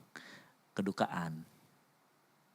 Yang kayak kemarin ya, itu untuk itu. Jadi diambil dari dana diakonia semua. Tapi kalau untuk kas gereja, itu mulai dari operasional, bayar listrik, bayar air. Ya kan? Lalu kemudian untuk full timer, part timer. Semuanya itu asli dari perpuluhan dan kas gereja. Nah kita kan persembahan ada 2 di sini. Persembahan 1 dan persembahan 1 buat apa? Yang WL. Pasori. Nah pasori itu hari-harian itu dari situ. Yang kedua masuk di kas gereja. Nah kas gereja itulah yang kita pakai. Buat apa? Contoh, makan setiap ibadah 2 dan ibadah 3. Itu dari situ. Makan setiap latihan. Itu dari situ. Terus ada juga kita kasih kepada ibu gembala uang saku. Itu juga dari situ. Cuman satu yang kalian perlu tahu, yang ini teman-teman perlu tahu. Saya kan masih kerja di luar. Maka saya secara finansial, saya tidak punya hak. Walaupun saya melayani. Karena kenapa? Saya masih punya penghasilan atau ladang yang lain. Makanya saya belum utak-atik, saya sama sekali nggak sentuh perpuluhan. Jadi perpuluhan itu pure, kas gereja itu saya tidak pernah sentuh. Jadi saya tinggal di pastor itu hanya menikmati air listrik dan tempat tinggal. Iya, saya hanya menikmati itu saja. Itu pun karena hubungan dengan ibu gembala, saya kan anaknya ya kan. Ini gitu, saya cuma itu. Tapi selebihnya itu betul-betul dikelola untuk kita semua. Dikelola, dikembalikan. Nah dengan begitu maka pengelolaan dia akan jadi sehat. Dia akan sehat. Nah saya rindu suatu saat kita punya, jujur ya, ada satu yang harus saya lakukan yang belum saya lakukan sampai detik ini. Dan itu saya mulai pikirkan. Kita harus punya, saya pengen itu kas gereja juga bisa support untuk full timer supaya mereka bisa upgrading diri mereka. Nah upgrading diri mereka itu untuk kita yang tidak tinggal di mana? Di daerah Jawa itu agak mahal. Karena seminar-seminar yang bagus adanya di Jawa semua. Ya kan? Saya kemarin dikirim Savero, ada dari Gilgal bikin Church Leaders Conference. Saya punya kerinduan suatu saat kirim Vero, Pak Peter ke sana main-main. Itu akan bagus sekali. Apa? Mau kau ikut? Mau kau jadi hamba Tuhan kah? Jadi mau ke full timer. Ya saya punya kerinduan itu. Supaya mereka bisa dikirim ke sana. Nah itu dari mana? Ya harusnya dari itu semua. Karena itu termasuk untuk pengembangan siapa? Teman-teman di full timer. Jangan sampai jemaatnya lebih pintar. Harusnya kan gini, konsepnya itu harusnya gini. Full timernya itu harusnya bisa lebih mengerti Alkitab. Tuhan, makanya harus disupport dengan itu tadi. Ikut seminar, beliin buku, beliin apa. Supaya mereka apa? Pintar juga, bukan cuma tahu masak ya kan. Tapi harus bisa tahu juga pengetahuan tentang itu. Caranya bagaimana? Ya itu tadi dikirim. Nah saya punya kerinduan itu. Nanti mungkin kalau kas-kas gereja sudah di atas 100 juta gitu ya. Iya serius, saya punya kerinduan begitu. Kan ikut konferensi itu kan tiket itu 1,5 lah. sampai 2 juta satu orang, berarti sudah 4 juta. Jadi kalau kita mau ngirim 2 orang itu harus minimal ada modal 10 juta. Tambah uang jajannya sama minimal mereka, ya 15 juta lah, ada duit nganggur buat ini, kirim, ada pelatihan di mana kirim. Itu pulang, itu semangat lagi. Jadi full timer yang sudah mulai loyo, mulai apa. Cuman kan 15 juta ini kan buat kita gereja yang mohon maaf ya nggak besar, baru mau kan begitu. Itu hal yang banyak itu. Hal yang banyak. Gitu. Nah gitu. Nah pengelolaan itu kita harus peduli di dalamnya. Nggak bisa tidak. Karena kalau kita cuek dan begitu maka yang terjadi adalah stuck nanti dia jadi lingkaran setan. Dia jadi lingkaran setan. Lingkaran setannya gini, gembala memanfaatkan, jemaatnya nggak peduli. Gitu loh. Maunya kan kita semuanya ikut andil di dalamnya. Gitu. Makanya di tempat kita tuh maminya Dev tuh semalam kan ngerjain laporan keuangan. Nah, jadi kadang-kadang saya nggak laporan keuangan karena laporan keuangannya lambat dikerjakan. Nah kita bisa lihat tuh pengeluarannya untuk apa aja di bawah. Sampai untuk makan pun, untuk beli amplop, beli apa itu ada semua di bawah. Kenapa? Kita mau gini. Walaupun sekarang itu sistemnya belum bagus. Sistem ya, bukan keterbukaannya. Kalau terbuka, terbuka banget. Tapi sistemnya belum bagus. Karena begini, harusnya kita setiap pengeluaran itu ngajukan dulu. Contoh misalkan wardrobe mau beli ini, dia ngajukan dulu ke tim keuangan. Tim keuangan ACC baru datang ke gembala. Gembala, ini mau beli ini. Kalau kita enggak, sistemnya belum begitu. Masih sistem pusat ke saya. Butuh apa? Oke, keluarkan. Tapi bagusnya untuk gereja berkembang cepat. Enggak perlu ribet. Tapi nanti kalau suatu saat kita sudah jadi gereja yang pengelolaannya di atas ratusan juta harus mulai pakai sistem tadi. Jadi setiap bidang nih, misalkan drum butuh perbaikan kulit atau apa, dia harus ngajukan ke tim keuangan. Tim keuangan ACC, kan tim keuangan yang tahu nih. Kalau sekarang kita belum ada orang yang betul-betul, jadi mamanya Dev itu baru mencatat, belum menganalisa. Yang kita butuhkan tuh analis keuangan. Gitu. Siapa? Coba kan saya tes ya, saya tes. Coba saya tes. Coba, tes. Maksimal berapa persen kita ngutang dari pendapatan? Salah memang itu. Nggak bisa. Coba siapa yang pernah ngajukan KPR? Atau ngajukan pinjaman di bank?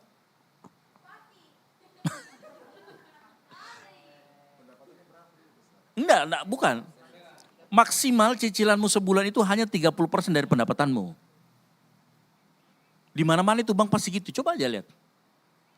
Saya tahu karena sudah sering menggadaikan SK kan gitu ya kan. Jadi tahu, iya dulu waktu masih muda nih saya cerita ya. Waktu masih muda kan mau cicil KPR toh di Bekasi rumah. Rumah itu harganya hampir 380 sampai 400 lah. Jadi waktu saya ngajukan gaji itu cuma 4,5 juta. Cicilannya 5 juta per bulan. Gimana? Kan slip gajinya masih manual. Pokoknya kita minta sama keuangan, lu kasih naikin tukin di sini tunjangan, uang makan, uang surat tugas, apa semua jadi 15 juta.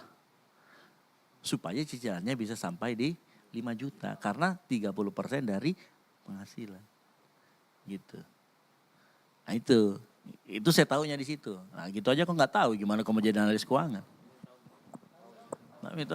Bukan juga itu juga sekarang. Saya tanya lagi misalkan berapa persen pengeluaran rutin dari pendapatan maksimal? Ayo. Maksimal 30. Pengeluaran rutin itu maksimal 30 juga. Utang 30%. 40-nya itu nanti ada sistemnya 20% lu harus tabung. Lu harus ini. Tapi itu semua fluktuatif tergantung nanti bagaimana keuangan. Nah kita butuh analis yang kayak begitu. Supaya tahu. Gitu. Contoh misalkan kalau kita bicara tentang inilah. Berapa persen sih yang kita bisa, kan ngutang tuh. Berapa persen yang kita bisa pakai untuk ditabung. berapa? Hah? 20. Iya. Dari mana saya tahu? Hitung-hitungannya. Ini Alkitabiah. Yusuf, waktu dia tahu Mesir akan mengalami 7 tahun kelaparan, selama 7 tahun kelimpahan dia ngapain? Dia ambil 1/5 dari seluruh penghasilan di Mesir. 1/5 itu berapa? 20%. Alkitabiah enggak? Untuk ngapain? Untuk ditabung selama 7 tahun masa. Artinya yang masuk akal, 7 tahun 20% itu enggak mungkin orang hitungannya sembarangan. Yusuf kan begitu, orang pintar ini. Artinya 20% itu adalah angka yang masuk akal. Untuk kita tabung. Nah, nanti bentuk model tabungannya boleh. Boleh enggak misalkan kita tabungannya itu misalkan reksadana, mau asuransi jiwa, kesehatan kita, yang ada investasinya, serta yang pasti 20% itu harus kita tabung. Gitu ya, bukan dipakai buat judol. Kan begitu. Gitu. Nah, itu konsep pengelolaan keuangan. Nah, kita itu butuh analis keuangan yang seperti itu. Itu. Contoh misalkan kemarin nih, saya mau bangun gedung. Ini jangan salah. Saya itu cek dulu. Kebutuhan itu bangun gedung. Itu 25 juta. Hitungan saya ya, 20 sampai 25. Keuangan waktu itu di posisi 55 sampai 60. Make sense gak? Masih bisa lah dorong sedikit. Karena masih 20%. Sisanya masih ya sekitar 30% lah saya habisin. Masih bisa sisa segitu. Nah itu dibilang make sense. Nah itu harus prudent. Prudent itu hati-hati memutuskan. Ini memutuskan gitu. Gitu. Makanya sekali lagi waktu kita nanti kalian dapat penghasilan, punya apa. Pertama, carilah gereja yang betul-betul mengelola persepuluhannya dengan baik. Gitu. Karena kalau tidak dikelola dengan baik, dosamu banyak. Dosa manoko-noko, tahu manoko-noko? Ngomel-ngomel. Ternyata pale dipakai buat ini, itu dosa pertama itu. Manoko-noko, ngomel-ngomel toh. Karena ternyata nggak dipakai dengan baik. Yang kedua, ada dosa secara tidak langsung mendukung orang semakin serakah, kan gitu kan. Iya. Jadi kita harus peduli. Yang kedua, saya pastikan kalau sudah begitu, gereja itu tidak sehat. Pasti kalaupun dia besar ada yang timpang. Kecuali ini kasuistis banget, kecuali pendetanya, orangnya adil. Saya pernah ketemu pengelolaan semua persepuluhan dipegang gembala. Tapi gembalanya adil banget orangnya. Adil itu gini, walaupun dia tidak beberkan ke publik, ini sekian, tapi dia kelolanya bagus. Dia kasih full timer, jadi walaupun dia ngaku, ini duit pribadi saya nih, saya kasih buat gereja, perbaikin alat musik. Tapi terus dia perbaikin gitu loh, dia ngasih. Dia kembalikan gitu loh, walaupun dia kan menganggap itu haknya. Jadi makanya dia waktu membeli itu dia ngomong, saya yang beli nih, saya yang ini, gitu. Saya pernah ketemu yang kayak begitu. Dan itu berkembang gerejanya. Kenapa? Dia ngelolanya dengan baik, walaupun secara sistemnya dia agak salah, tetapi dalam pengelolaannya dia hatinya benar gitu loh. Dia kembalikan lagi untuk ini. Kan ada juga yang nabung, apa. Pernah ketemu kan, pokoknya gini. Full timernya semua mau ikut seminar gak bisa. Tapi anaknya sekolah di luar negeri. Enggak benar juga. Gitu loh. Kalau saya malah, ini visiku ya. Visi kita di tempat ini ya. Suatu saat kalau Tuhan kasih gedung besar, tanah banyak gitu. Saya akan bikin kompleks untuk full timer. Jadi kompleks full timer itu, ya dengan pengelolaan itu, full timer itu boleh tinggal di situ sepanjang keluarganya. Jadi punya rumah petak gitu loh, 5x7 atau berapa gitu. Jadi ada 1 kamar tidur, 1 kamar mandi, dapur.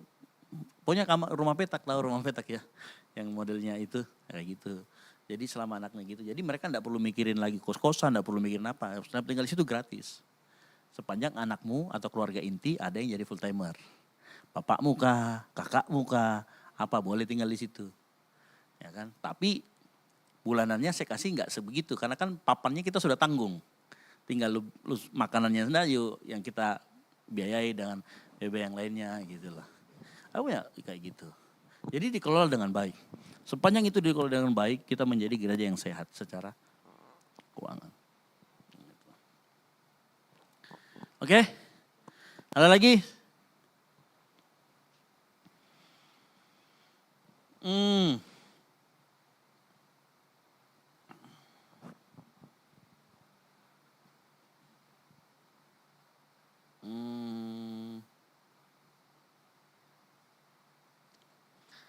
Kontra silakan. Ada lagi?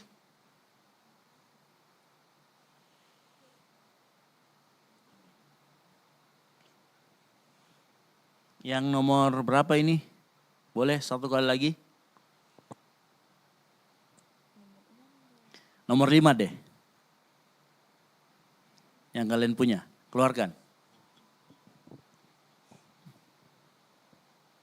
Jadi argumen selanjutnya itu dari kami mendapatkan bahwa perjanjian baru itu menekankan pemberian dengan sukarela, bukan kewajiban. Sementara kembali lagi banyak gereja-gereja bilang kalau perpuluhan itu wajib, begitu. Nah, bagaimana? Yang pro. Kita wajibkan gak diri kita? Itu tadi. Jadi ibaratnya, Tama bilang gini, kan di perjanjian baru itu pemberian harus sukarela. Betul toh? Maka kalau perpuluhan itu kewajiban, nah itu kan artinya ya nggak sukarela lagi. Nah silakan dijawab. Yang pro.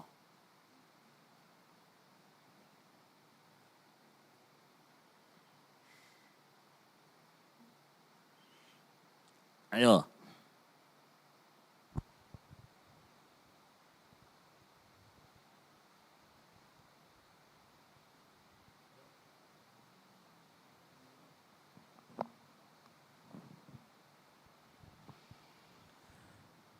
Ya kalau bilang apa perjanjian baru itu sukarela ya, sukarela. Tapi banyak ya gereja yang menerapkan bahwa perpuluhan itu harus menjadi sebuah kewajiban. Kalau kami ya, kalau kami bicara tentang hal tersebut itu kembali ke sikap hati. Sukarela artinya begini, itu sikap hati orang benar, orang percaya ya. Kan kita tahu nih, gereja itu membutuhkan kebutuhan ini dan itu ya. Kalau kita tidak pakai sistem yang seperti dijelaskan tadi bahwa tidak ada sistem yang lebih baik selain perpuluhan ya. Selain perpuluhan pasti berapa banyak sih yang bisa kita belikan. Kadang kita kasih persembahan aja ini ya, kebanyakan ya di luar sana mungkin. Kita tuh pilih uang paling kecil dalam dompet kita. Nggak usah di sana, di sini juga banyak. Ya. Tanya sama charter. Gimana charter? Ada yang malah? Nggak ada, dari isinya. Ya. Jadi kita tuh kalau kita berbicara tentang sukarela, pasti kita akan ambil bilangan paling kecil untuk memberikan persembahan kepada gereja. Tapi kalau kita beli baju, beli apapun kita tidak hitung-hitung. Betul atau betul? Makan, kalau mau makan, kalau bisa ukur tobat. Tumpah kalau mau tumpah. Ya. Tapi kalau berbicara tentang persembahan atau pemberian ke gereja pasti kita sukarelanya sampai mana? Kalau kita mau makan nih suka mau mati, maksudnya sampai mau mati rasanya mau makan. Tapi kalau kita berbicara tentang persembahan ke gereja itu bicara sukarela hampir tidak, bukan sukarela sih. Tidak ada kata sukarela hampir-hampir. Jadi kalau kita tidak bukan jadi sebuah sebuah apa tadi kewajiban ya, gereja pun sebenarnya tidak memberikan menjadikan sebuah kewajiban, tapi itu berbicara tentang sikap hati orang benar atau orang percaya bahwa gereja itu membutuhkan ini dan itu, dan pelayanan daripada gereja itu harus ditopang, mungkin seperti itu. Apa charter? Tambahkanlah. Gimana dengan konsep sukarela itu? Ayo.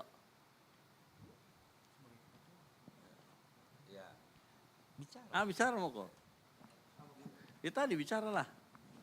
Gimana? Iya, kan harusnya sukarela, kalau diwajibkan begitu ya nggak sukarela lagi dong.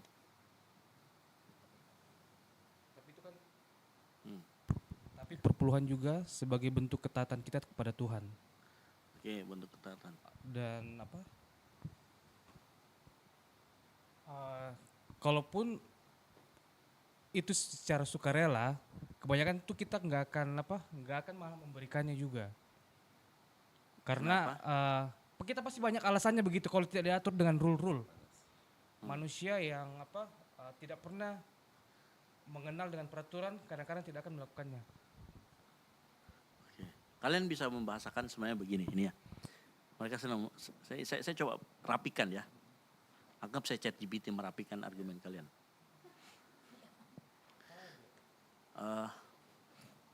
Kewajiban itu mirip kayak kita anak kecil. Kalau kita mengatakan bahwa perpuluhan itu kewajiban. Coba waktu kita kecil. Wajib tidur siang ya. Wajib cuci tangan loh ya. Sekarang saya tanya, mau makan cuci tangan ada yang suruh atau enggak? Karena dari kecil sudah ini saya kasih tahu. Yang merasa perpuluhan itu kewajiban, dia masih bayi rohani. Tapi harus enggak dia lakukan? Harus. Melatih. Supaya begitu dia nanti mau sampai ke dewasaan iman. Kedewasaan iman itulah sukarela. Jadi dua hal ini bukan dipertentangkan, tetapi merupakan journey, perjalanan. Nah itu maksudnya saya rapikan itu begitu. Ya, sekali lagi saya katakan, memberi persepuluhan kalau engkau masih merasa itu kewajiban, lu masih di tahap level anak-anak, masalah finansial. Masih di level, wajib, berat ya. Sorry, you masih bayi rohani kalau masalah keuangan. Dan saya mau kasih, lu gak akan pernah merdeka dari mamon kalau masih seperti itu. Tapi begitu kamu sudah beranjak dewasa, kamu akan sampai di bilang enggak, gue harus ngasih. Yang mewajibkan bukan gak ada lagi mewajibkan, tapi lahir, sukarela. Ya, saya itu kalau misalkan sudah muncul notifikasi gaji masuk, yang pertama saya beri itu. Yang saya keluarkan pertama itu, yang kedua uang sekolahnya Dev. Dan lain sebagainya. Itu. Tapi yang pertama saya keluarkan itu. Gak ada yang maksa. Tapi itu level kedewasaan iman. Gitu. Jadi itu tidak untuk dipertentangkan antara sukarela dan kewajiban. Tetapi untuk kemudian menjadi sebuah perjalanan. Jujur buat kita yang awal-awal yang sudah punya, yang ini kan ada yang sebagian sudah punya penghasilan, ada yang belum. Awal-awal pasti akan berat. Banget iya, ke 10% loh. Iya. Tapi sesuai dengan merek sepatu, just do it. Just do it. Sedang dilatih. Iya, serius. Sedang dilatih. Apakah itu bicara ketaatan? Iya. Awalnya. Tapi begitu kamu sudah dewasa, itu bukan ketaatan lagi. Tapi lifestyle. Sama yang tadi saya kasih tahu tentang kita cuci tangan sebelum makan. Kecil kita itu diwajibkan loh. Iya kan? Kecil itu kita diwajibkan. Supaya menjaga kita supaya tidak sakit. Waktu kita punya duit, kita diwajibkan kasih perpuluhan supaya kita tidak sakit secara mental. Serakah. Betul atau tidak? Kita bisa sakit loh kalau, ya tadi kan dibilang kan serakah kita kalau misalkan kita enggak kasih itu. Dan kita terus-terusan, biar tunggu misalnya sukarela. Enggak akan pernah namanya kau sukarela. Percaya sama saya. Karena tidak pernah dilatih. Tapi begitu kita, seberapapun sakitnya, seberapapun kita enggak ini, kita latih. Lama-lama sukarela. Tapi kalau kita enggak pernah berani mewajibkan diri kita sendiri. Enggak akan pernah. Percaya sama saya. Enggak akan pernah. Ya enggak? Itu. That's why kita penting untuk kita kemudian belajar itu. Tidak ada orang yang percaya sama saya lah. Tidak ada orang yang otomatis langsung sukarela. Enggak ada. Dia butuh proses, dia butuh perjalanan bersama dengan Tuhan. Gitu. Ya. Makanya belajar gini. Apa sih yang kita pikirkan waktu kita nggak rela? Kan ini diwajibkan nih, artinya kan kadang-kadang kita nggak rela. Apa sih yang kita pikirkan? Nggak cukup kah setiap, kan itu aja ujungnya kan? Nggak cukup ini nanti bulan. Tapi kenapa di ketidakcukupan itu kita taruh iman di situ? Bahwa Tuhan pasti akan cukupkan. Karena saya melakukan kebenaran. Saya melatih diri saya. Kenapa kita tidak berpikir begitu maksudnya gitu loh. Itu kan yang harus kita pikirkan. Gitu loh. Kadang-kadang kita itu pengen mujizat. Mujizat misalkan gini. Mujizat tiba-tiba 5 hari berturut-turut ditraktir orang makan terus dan makannya enak. 5 hari nih gak keluar duit sampai. Saya kalau di kantor itu saya kadang gak pernah keluar duit. Kecuali saya memang lagi pengen. Jadi misalkan kalau di kantorku itu makanan selalu ada tersedia. Kecuali kalau mulut gini lagi pengen makan samcan atau apa-apa saya keluar. Tapi kalau enggak, saya enggak pernah keluar duit semuanya di kantor itu. Karena makanannya selalu ada. Gitu. Ya sama sih sebenarnya sih kita juga begitu tuh. Sebenarnya kalau kita mau fair, kita enggak perlu keluar mau duit yang bagaimana. Kalau Tuhan bisa siapkan, pasti Tuhan siapkan. Gitu. Nah disitulah kita taruh iman kita. Gitu. Persepuluhan itu juga masalah iman kok. Karena kita selalu tahu kalau gua ngasih ini nggak cukup. Iya, percaya sama saya 10% itu akan kita kasih ke Tuhan dengan sukarela. Ujung-ujungnya hitungan kita manusia nggak pernah cukup. Karena kenapa? Itu tadi. Kadang-kadang kita nggak bisa kendalikan diri, kadang-kadang gini. Tapi kalau memang itu kebutuhanmu, pasti Tuhan cukupkan. Kalau itu memang kebutuhanmu. Kalau Tuhan memang misalkan gini, Tuhan kok bulan lalu saya sudah kasih persepuluhan gak nambah-nambah tuh duitku. Ya berarti memang cukup gitu kebutuhanmu. Kenapa enggak begitu? Toh kalau masih hidup toh. Kan begitu tuh. Kan kau masih hidup gitu. Begitu. Makanya teori kita di tempat ini tuh bukan teori kemakmuran atau teori kekurangan. Tapi teori kecukupan. Bukan teologi kemakmuran. Bukan teologi selalu kekurangan. Tetapi kecukupan. Nah bagaimana kita bisa cukup selalu? Itu tadi. Beri. Ya awalnya memang harus diwajibkan. Tapi lama-kelama kalau sudah dewasa akan menjadi sukarela. Gitu. Begitu ya. Yang kontra. Jadi jawabannya adalah tidak perlu jadi pertentangkan itu. Antara kewajiban dan sukarela. Karena kewajiban itu untuk yang baru mulai. Sukarela yang sudah dewasa. Kan gitu kan.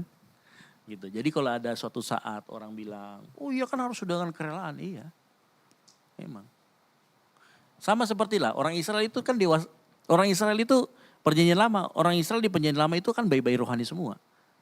Makanya sukanya mujizat. Sukanya pertolongan Tuhan. Sukanya kan begitu-begitu. Kan itu menggambarkan gimana kita tidak dewasa rohani. Tapi begitu masuk perjanjian baru. Sudah dituntut untuk mulai dewasa. Melakukan sesuatu bukan ingin mendapatkan, tapi karena sudah mendapatkan. Orang-orang dewasa itu, motivasinya itu pasti selalu yang motivasinya yang dirubah. Ngerti maksudku ya? Kalau orang-orang yang bayi rohani itu, anak bayi lah, mohon maaf ya. Anjing itu, kalau dia melakukan sesuatu, dia tujuannya supaya dapat reward. Saya kan beberapa hari suka lihat anjing tuh, kalau lagi dilatih, sit, dia sit, dikasih, dia sit. Kalau kita kan itu sudah enggak begitu lagi modelnya. Kan harusnya kalau kita sudah mulai motivasi, lakukan atau enggak lakukan, nah tetap kita, ya kan, gitu. Karena kita sudah dikasih, makanya kita malah melakukan. Itu konsepnya. Bagaimana? Sudah mengerti ya, tadi kita sudah bahas, perpuluhan hanya bagi bangsa Israel. Jawabannya apa? Jawabannya apa? Kan Israel kan kita Israel rohani nih. Ya. Di kita yang mana disebut Bait Allah gereja. Yang mana disebut orang Lewi. Orang full timer. Nah sekarang minta kembali kalau memang saya bukan Israel. Mana konsep di Alkitab yang bisa kita pakai untuk kita mengelola keuangan gereja. Supaya gereja tetap ada operasionalnya. Coba cari konsep yang paling Alkitabiah. Tidak bakalan ketemu kecuali ketemu kata persepuluhan. Itu. Jadi nggak usah ngomong cari orangnya, oh harus orang Israel. Bukan orang Israel, nggak usah cari itu. Terjemahkan aja, oh kita kan Israel rohani. Oke? Konsepnya boleh dong kita ambil. Boleh, kan konsep. Kan gitu. Konsep perpuluhan kan konsep untuk keadilan. Jadi boleh nggak kita pakai kata perpuluhan? Boleh-boleh aja. Ada orang secara ekstrim, dia rubah kata persepuluhan dengan kata ini. Persembahan rutin tiap bulan. Dia rubah supaya tidak terkesan perpuluhan. Jadi waktu itu kan perpuluhan kan lagi kenceng di ini ya. Nggak wajib perpuluhan, nggak wajib. Orang itu ngerubah supaya itu kan hanya masalah istilah, nama. Ya udah kita rubah aja persembahan rutin tiap bulan. Mau apa coba? Tapi konsepnya kan tetap sama Ji. Cuman karena kalau kita kan di sini, daripada capek-capek persembahan rutin tiap bulan, udahlah persepuluhan aja kan beres. Nah itulah maksudnya. Itu maksudnya. Itu tadi yang pertama gitu ya. Jadi kalau ada orang bilang, itu hanya kita bisa jawab. Bahwa itu bukan bicara tentang kita orang Islam atau bukan. Tapi kalau kita lihat aja persepuluhan, lihat konsepnya bisa nggak kita ambil. Praktikan bisa. Gitu ya. Permasalahan banyak gereja tidak transparan soal dana persepuluhan. Iya banyak. Tapi tidak bisa dijadikan alasan kita untuk tidak memberi dan bukan menjadi alasan kita untuk tidak peduli. Harus peduli. Harus disampaikan. Kalau memang tidak mau berubah dan nggak mau ini, ya berarti gereja itu nggak sehat. Dan itu tidak sehat juga untuk pertumbuhan iman kita keluar. Simple. Daripada lu manoko-noko di situ lu jadi toksik buat gereja jadi toksik buat kamu keluar. Karena berarti kamu tidak sevisi. Kan visi itu kan ada banyak. Visi kan satu, tapi dalam pelaksanaannya itu ada banyak yang harus kita lihat aspeknya. Termasuk aspek keuangan. Saya nggak mungkin punya visi menjadikan generasi terang. Ya, kalau kita nggak kelola keuangan dengan baik. Yang terjadi apa nanti? Stuck orang-orang di dalamnya itu stuck, tidak sehat. Iya kan? Gitu. Terus yang terakhir, jika perpuluhan wajib maka perjanjian baru menekankan pemberian sukarela bukan kewajiban. Apa tadi jawabannya? Kewajiban atau sukarela itu tidak dipertentangkan tetapi sebuah perjalanan iman. Kasih contoh, waktu kita kecil diwajibkan gak cuci tangan? Diwajibkan, karena kita gak ngerti. Tapi begitu besar, ada gak di sini yang kita mau makan disuruh? Enggak, karena kita sudah sadar, kita lakukan dengan suka. Sama dengan persepuluhan. Buat orang-orang, mohon maaf ya. Pelit itu anak-anak secara finansial. Orang pelit ya, anak-anak secara finansial. Makanya dia perlu dikasih kata wajib. Kadang-kadang perlu diintimidasi tanda kutip ya kan. Gue pukul kau nanti kalau gue enggak. Kan begitu anak kecil kan. Misalkan ketemu, makanya ada banyak orang kesaksian. Saya nggak ngasih perpuluhan, tiba-tiba Tuhan kasih saya penyakit, ada ini. Bayar dokternya sama dengan saya kalau bayar perpuluhan. Kan begitu, ada kesaksian begitu kan. Ya mungkin dia masih bayi. Makanya kesaksiannya model begitu. Kalau orang sudah dewasa, nggak ada kaitannya dengan perpuluhan. Gue sakit, gue mau apa, nggak ada. Gue ngasih aja. Ngerti maksudku ya? Nggak ada yang namanya gara-gara gua ngasih perpuluhan nih gua sial. Itu kalau orang sudah dewasa nggak peduli mau sial mau enggak, perpuluhan tetap jalan. Itu aja sih. Makanya saya yakin percaya begini, orang-orang yang masih mempermasalahkan perpuluhan di luar sana, dengan istilah apapun itu modelnya. Sebenarnya orang-orang yang belum dewasa secara rohani. Gitu. Orang-orang yang belum dewasa secara rohani. Gitu. Nah makanya kita yang hari ini nih belajar, kan kita sudah mengerti nih. Begitu banyak argumen, 3 argumen yang tadi di sebelah juga harus bisa. Jadi yang menang sebenarnya sekarang adalah yang kontra. Tetapi dari perdebatan kita akhirnya kita bisa mengerti, oh ternyata ini loh yang berbicara tentang persoalan itu begini. Ternyata kita harus peduli loh. Ternyata orang-orang yang belum memberi persepuluhan karena sukarela itu ternyata masih bayi-bayi rohani loh secara finansial. Nah, kita bisa dapatkan banyak hal. Termasuk tadi tentang histori atau sejarahnya ya Tama ya. Padahal kemarin itu bicara tentang, kelompokmu bicara tentang sejarah. Nah, melupai ini. Gitu. Tapi gini ya, saya bisa menjawab misalkan kenapa sih bangsa Lewi dan lain sebagainya itu karena ya memang kita baca dari awal sampai akhir sudah berapa kali habis. Dan Belum tentu baru sekali baca langsung Roh Kudus kasih tahu itu begitu, enggak. Saya taunya itu nanti. Pembacaan keempat, kelima itu baru dikasih, Tuhan baru bukakan. Jadi kalau baca Alkitab baca aja dari awal sampai akhir, nggak usah ini. Kalau apa yang Tuhan singkapkan ya baru itu kita terima. Kalau enggak ya jangan dipaksakan.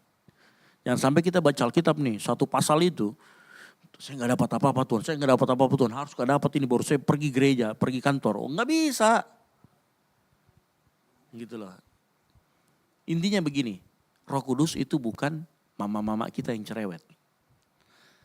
Roh Kudus itu dia akan tegur kalau memang kita salah jalan. Dia akan singkapkan sesuatu kalau memang dianggap kita perlu untuk tahu. Kalau tidak, lakukan kehidupanmu seperti biasa. Dengan pedoman-pedoman yang sudah jelas tertulis dalam Alkitab. Contoh, jangan malas. Jelas itu, gak perlu lagi kita tafsirkan. Oh jangan malas kalau musim hujan. Kalau musim panas ini boleh malas. Gak perlu ditafsirkan itu. Ngerti gak maksudku ya? Hei pemalas, belajarlah sama semut. Enggak perlu ditafsirkan. Itu punya intinya lu jangan malas.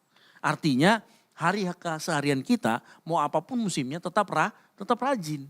Enggak usah lagi tunggu-tunggu. Itu ya. Tetapi kalau misalkan kita nih dalam pembacaan kita tiba-tiba ada Tuhan tunjukkan sesuatu. Singkapkan sesuatu. Yang ini kita perlu tangkap. Berarti dia ada sesuatu yang akan Tuhan beritahu kita untuk ke depan terjadi sesuatu. Itu bisa. Gitu loh. Mungkin kita lagi ngadepin sesuatu nih, hampir salah jalan.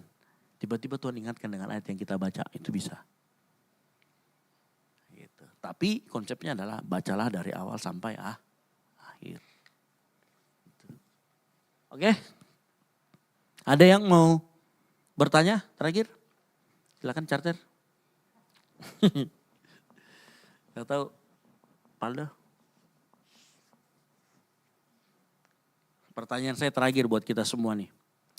Kapan baiknya kita memulai untuk kita mulai memberikan persepuluhan?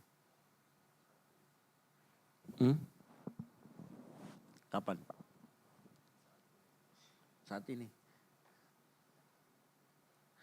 Iya, belajar sedini mungkin. Tapi kan saya belum punya penghasilan, saya mahasiswa.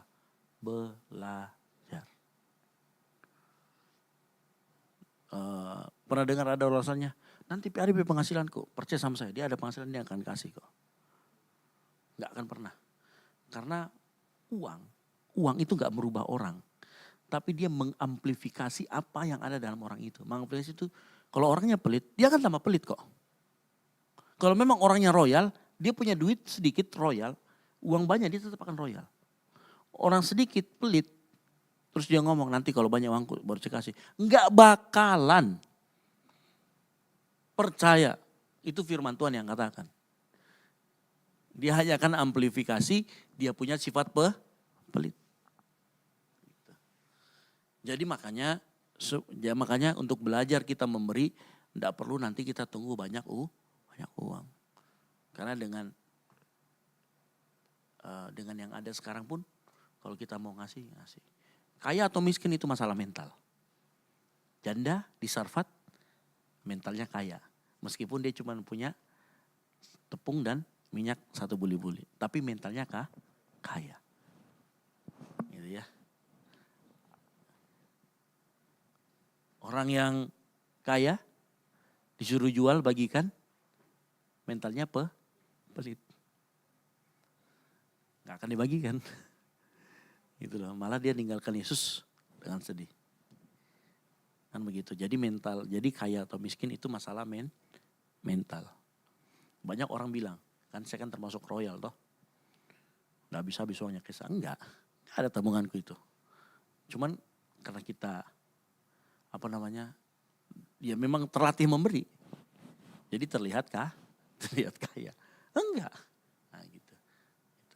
Berlatih. Mulai saat ini kita mulai berlatih seperti itu. Yang setuju katakan amin. Gitu ya. Ini bukan khotbah, ini bukan ini, tapi kita saling membuka wawasan satu sama lain. Saling mengerti, oh kenapa sih dengan tema-tema yang saya rasa bagus lah kita bahas ini pagi ini. Gitu ya. Supaya kita tahu cara menjawab orang-orang yang kontra dengan persepuluhan, yang menganggap gitu loh. Kalau orang pun masih ngeyel, ya udah lu nggak sebut-sebut perpuluhan lah, persembahan rutin aja, ya kan. Tapi kan nggak harus ditentukan 10%. Ya udah 20% aja kalau gitu. Ya kan langsung kan gitu kan. Ya intinya lu pelit aja kan begitu. Gitu. Oke, baik. Kita sudahi, sudah jam 7:10. Ini sudah 2 jam kita belajar tentang firman Tuhan. Terakhir, ada lagi yang mau ditanyakan atau ada lagi yang kita mau ini sebelum kita selesaikan?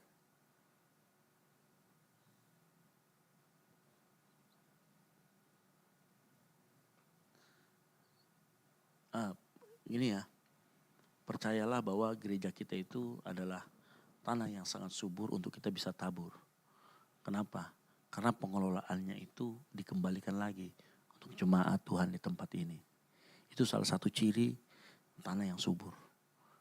Yang bisa menghasilkan 30, 60, 100 kali lipat. Walaupun kita nggak mikirkan kembalinya ke kita. Tetapi perhatikan tanah di mana kita menabur. Subur. Kalau itu subur, maka taburan kita itu memberkati banyak orang. Kita ngasih persepuluhan. Teman-teman kita bisa training vokal. Kita memberi persepuluhan. Natalan kita bisa terlaksana dengan baik. Kita memberi persepuluhan. Full timer, part timer, semuanya bisa berjalan dengan baik. Kita memberi persepuluhan. Listrik kita bisa nikmatin. Gak mati-mati tuh sekarang tuh. Minggu lalu gak mati tuh semenjak kita ruangan di sebelah itu operasi. Kan sudah dipindahkan tuh. Jadi AC sekolah minggu sudah gak masuk di dalam gedung ini. Dia punya meteran sendiri. Begitu enggak itu, coba tanya sama Vero. Tahu enggak, waktu kemarin ibadah raya 2, Anggun nyatok ibadah raya 1, nyatok, nyalakan AC pas orang ibadah. Enggak turun. Padahal di sini full nyala semua. AC, sound system nyala semua. Nyatok. Enggak turun tuh lampunya. Padahal yang di sore, yang 2 minggu lalu, baru pun orang colok catok ini celek. Mati. Gak ada yang ngaku lagi kan gitu kan. Gitu gak ada yang ngaku lagi. Kan gitu. Tapi sudah minggu kemarin tuh gak mati-mati lagi. Kenapa? Ya itu semua karena kita kelola keuangan dengan baik. Oke, baik. Sudah itu saja. Ya. Walaupun enggak sih ini karena baru pertama ya cara berdebatnya jadi belum tahu cara berpikirnya, belum tahu berargumen, tapi ini wajib sebenarnya begini, ini wajib sih kita tahu yang begini-begini. Yang kita bisa argumen berdebat gitu. Sebenarnya permainan penalaran dan logika. Penalaran dan logika kita kalau kita main kita akan sulit untuk disesatkan. Gitu. Oke? Baik, kita tunduk kepala, kita berdoa yuk. Kami ucap syukur Tuhan buat pagi hari ini kalau kami belajar banyak, pikiran kami dipertajam, pikiran kami dibuat mengerti mengenai persepuluhan. Kami yakin dan percaya pagi hari ini apa yang kami bicarakan kami bisa dapatkan sesuatu dari Tuhan. Dan bukan hanya sampai di situ kami mendapatkan, tapi kami betul-betul menjadi pelaku firman Tuhan. Tuhan ampuni kami kalau kami selama ini tidak mengerti banyak hal mengenai persepuluhan. Tapi pagi hari ini melalui diskusi kami, melalui perdebatan kami yakin dan percaya Tuhan menyingkapkan kepada kami apa yang sebelumnya kami belum mengerti. Sehingga kami bisa juga menjelaskan hal ini kepada orang lain. Buat rekan-rekan kami yang tidak bisa hadir pagi hari ini, yang mungkin saat ini dalam keadaan sakit, penyakit. Kami berdoa buat mereka, Tuhan sembuhkan, Tuhan tolong. Kami berdoa juga Tuhan Yesus untuk teman-teman kami yang saat ini sedang sakit, ada Kalira di sana yang katanya sedang sakit, ibunya juga yang sedang dalam keadaan sakit. Tuhan tolong sertai, Tuhan tolong sembuhkan, Tuhan tolong berikan yang terbaik untuk kesehatannya. Juga berdoa buat rekan-rekan kami yang mungkin dalam kesibukannya mungkin mulai melupakan Tuhan, mungkin mulai malas-malasan. Tuhan ketok pintu hati mereka, Tuhan bangkitkan kembali gairah mereka untuk terus melayani Tuhan. Kami serahkan ke dalam tangan-Mu juga Tuhan Yesus, berdoa buat anak kami Agatha yang kami dapat kabar dari Pak Peter bahwa pagi ini tadi malam dia muntah-muntah. Kami berdoa juga Tuhan berikan kesembuhan buat anak kami. Tuhan Yesus terima kasih buat penyertaan-Mu untuk gereja ini di tempat kami bertumbuh bersama. Tuhan tolong terus menerus gereja ini sehingga menjadi gereja yang sehat. Sehingga jemaatmu datang di tempat ini bisa bertemu dengan baik ke arah Kristus. Semakin serupa dengan Kristus. Di dalam nama Tuhan Yesus Kristus kami mengucap syukur dan berdoa untuk pagi hari ini. Tak lupa kami juga berdoa Tuhan Yesus, kami serahkan seluruh kegiatan-kegiatan kami hari ini untuk besok juga ibadah. Kami serahkan Tuhan Yesus rencana-rencana kami hari ini dalam tangan-Mu, tutup bungkus sertai. Ini yang menjadi doa kami pagi hari ini di dalam nama Tuhan Yesus Kristus. Kami bersyukur dan berdoa. Haleluya. Amin. Amin.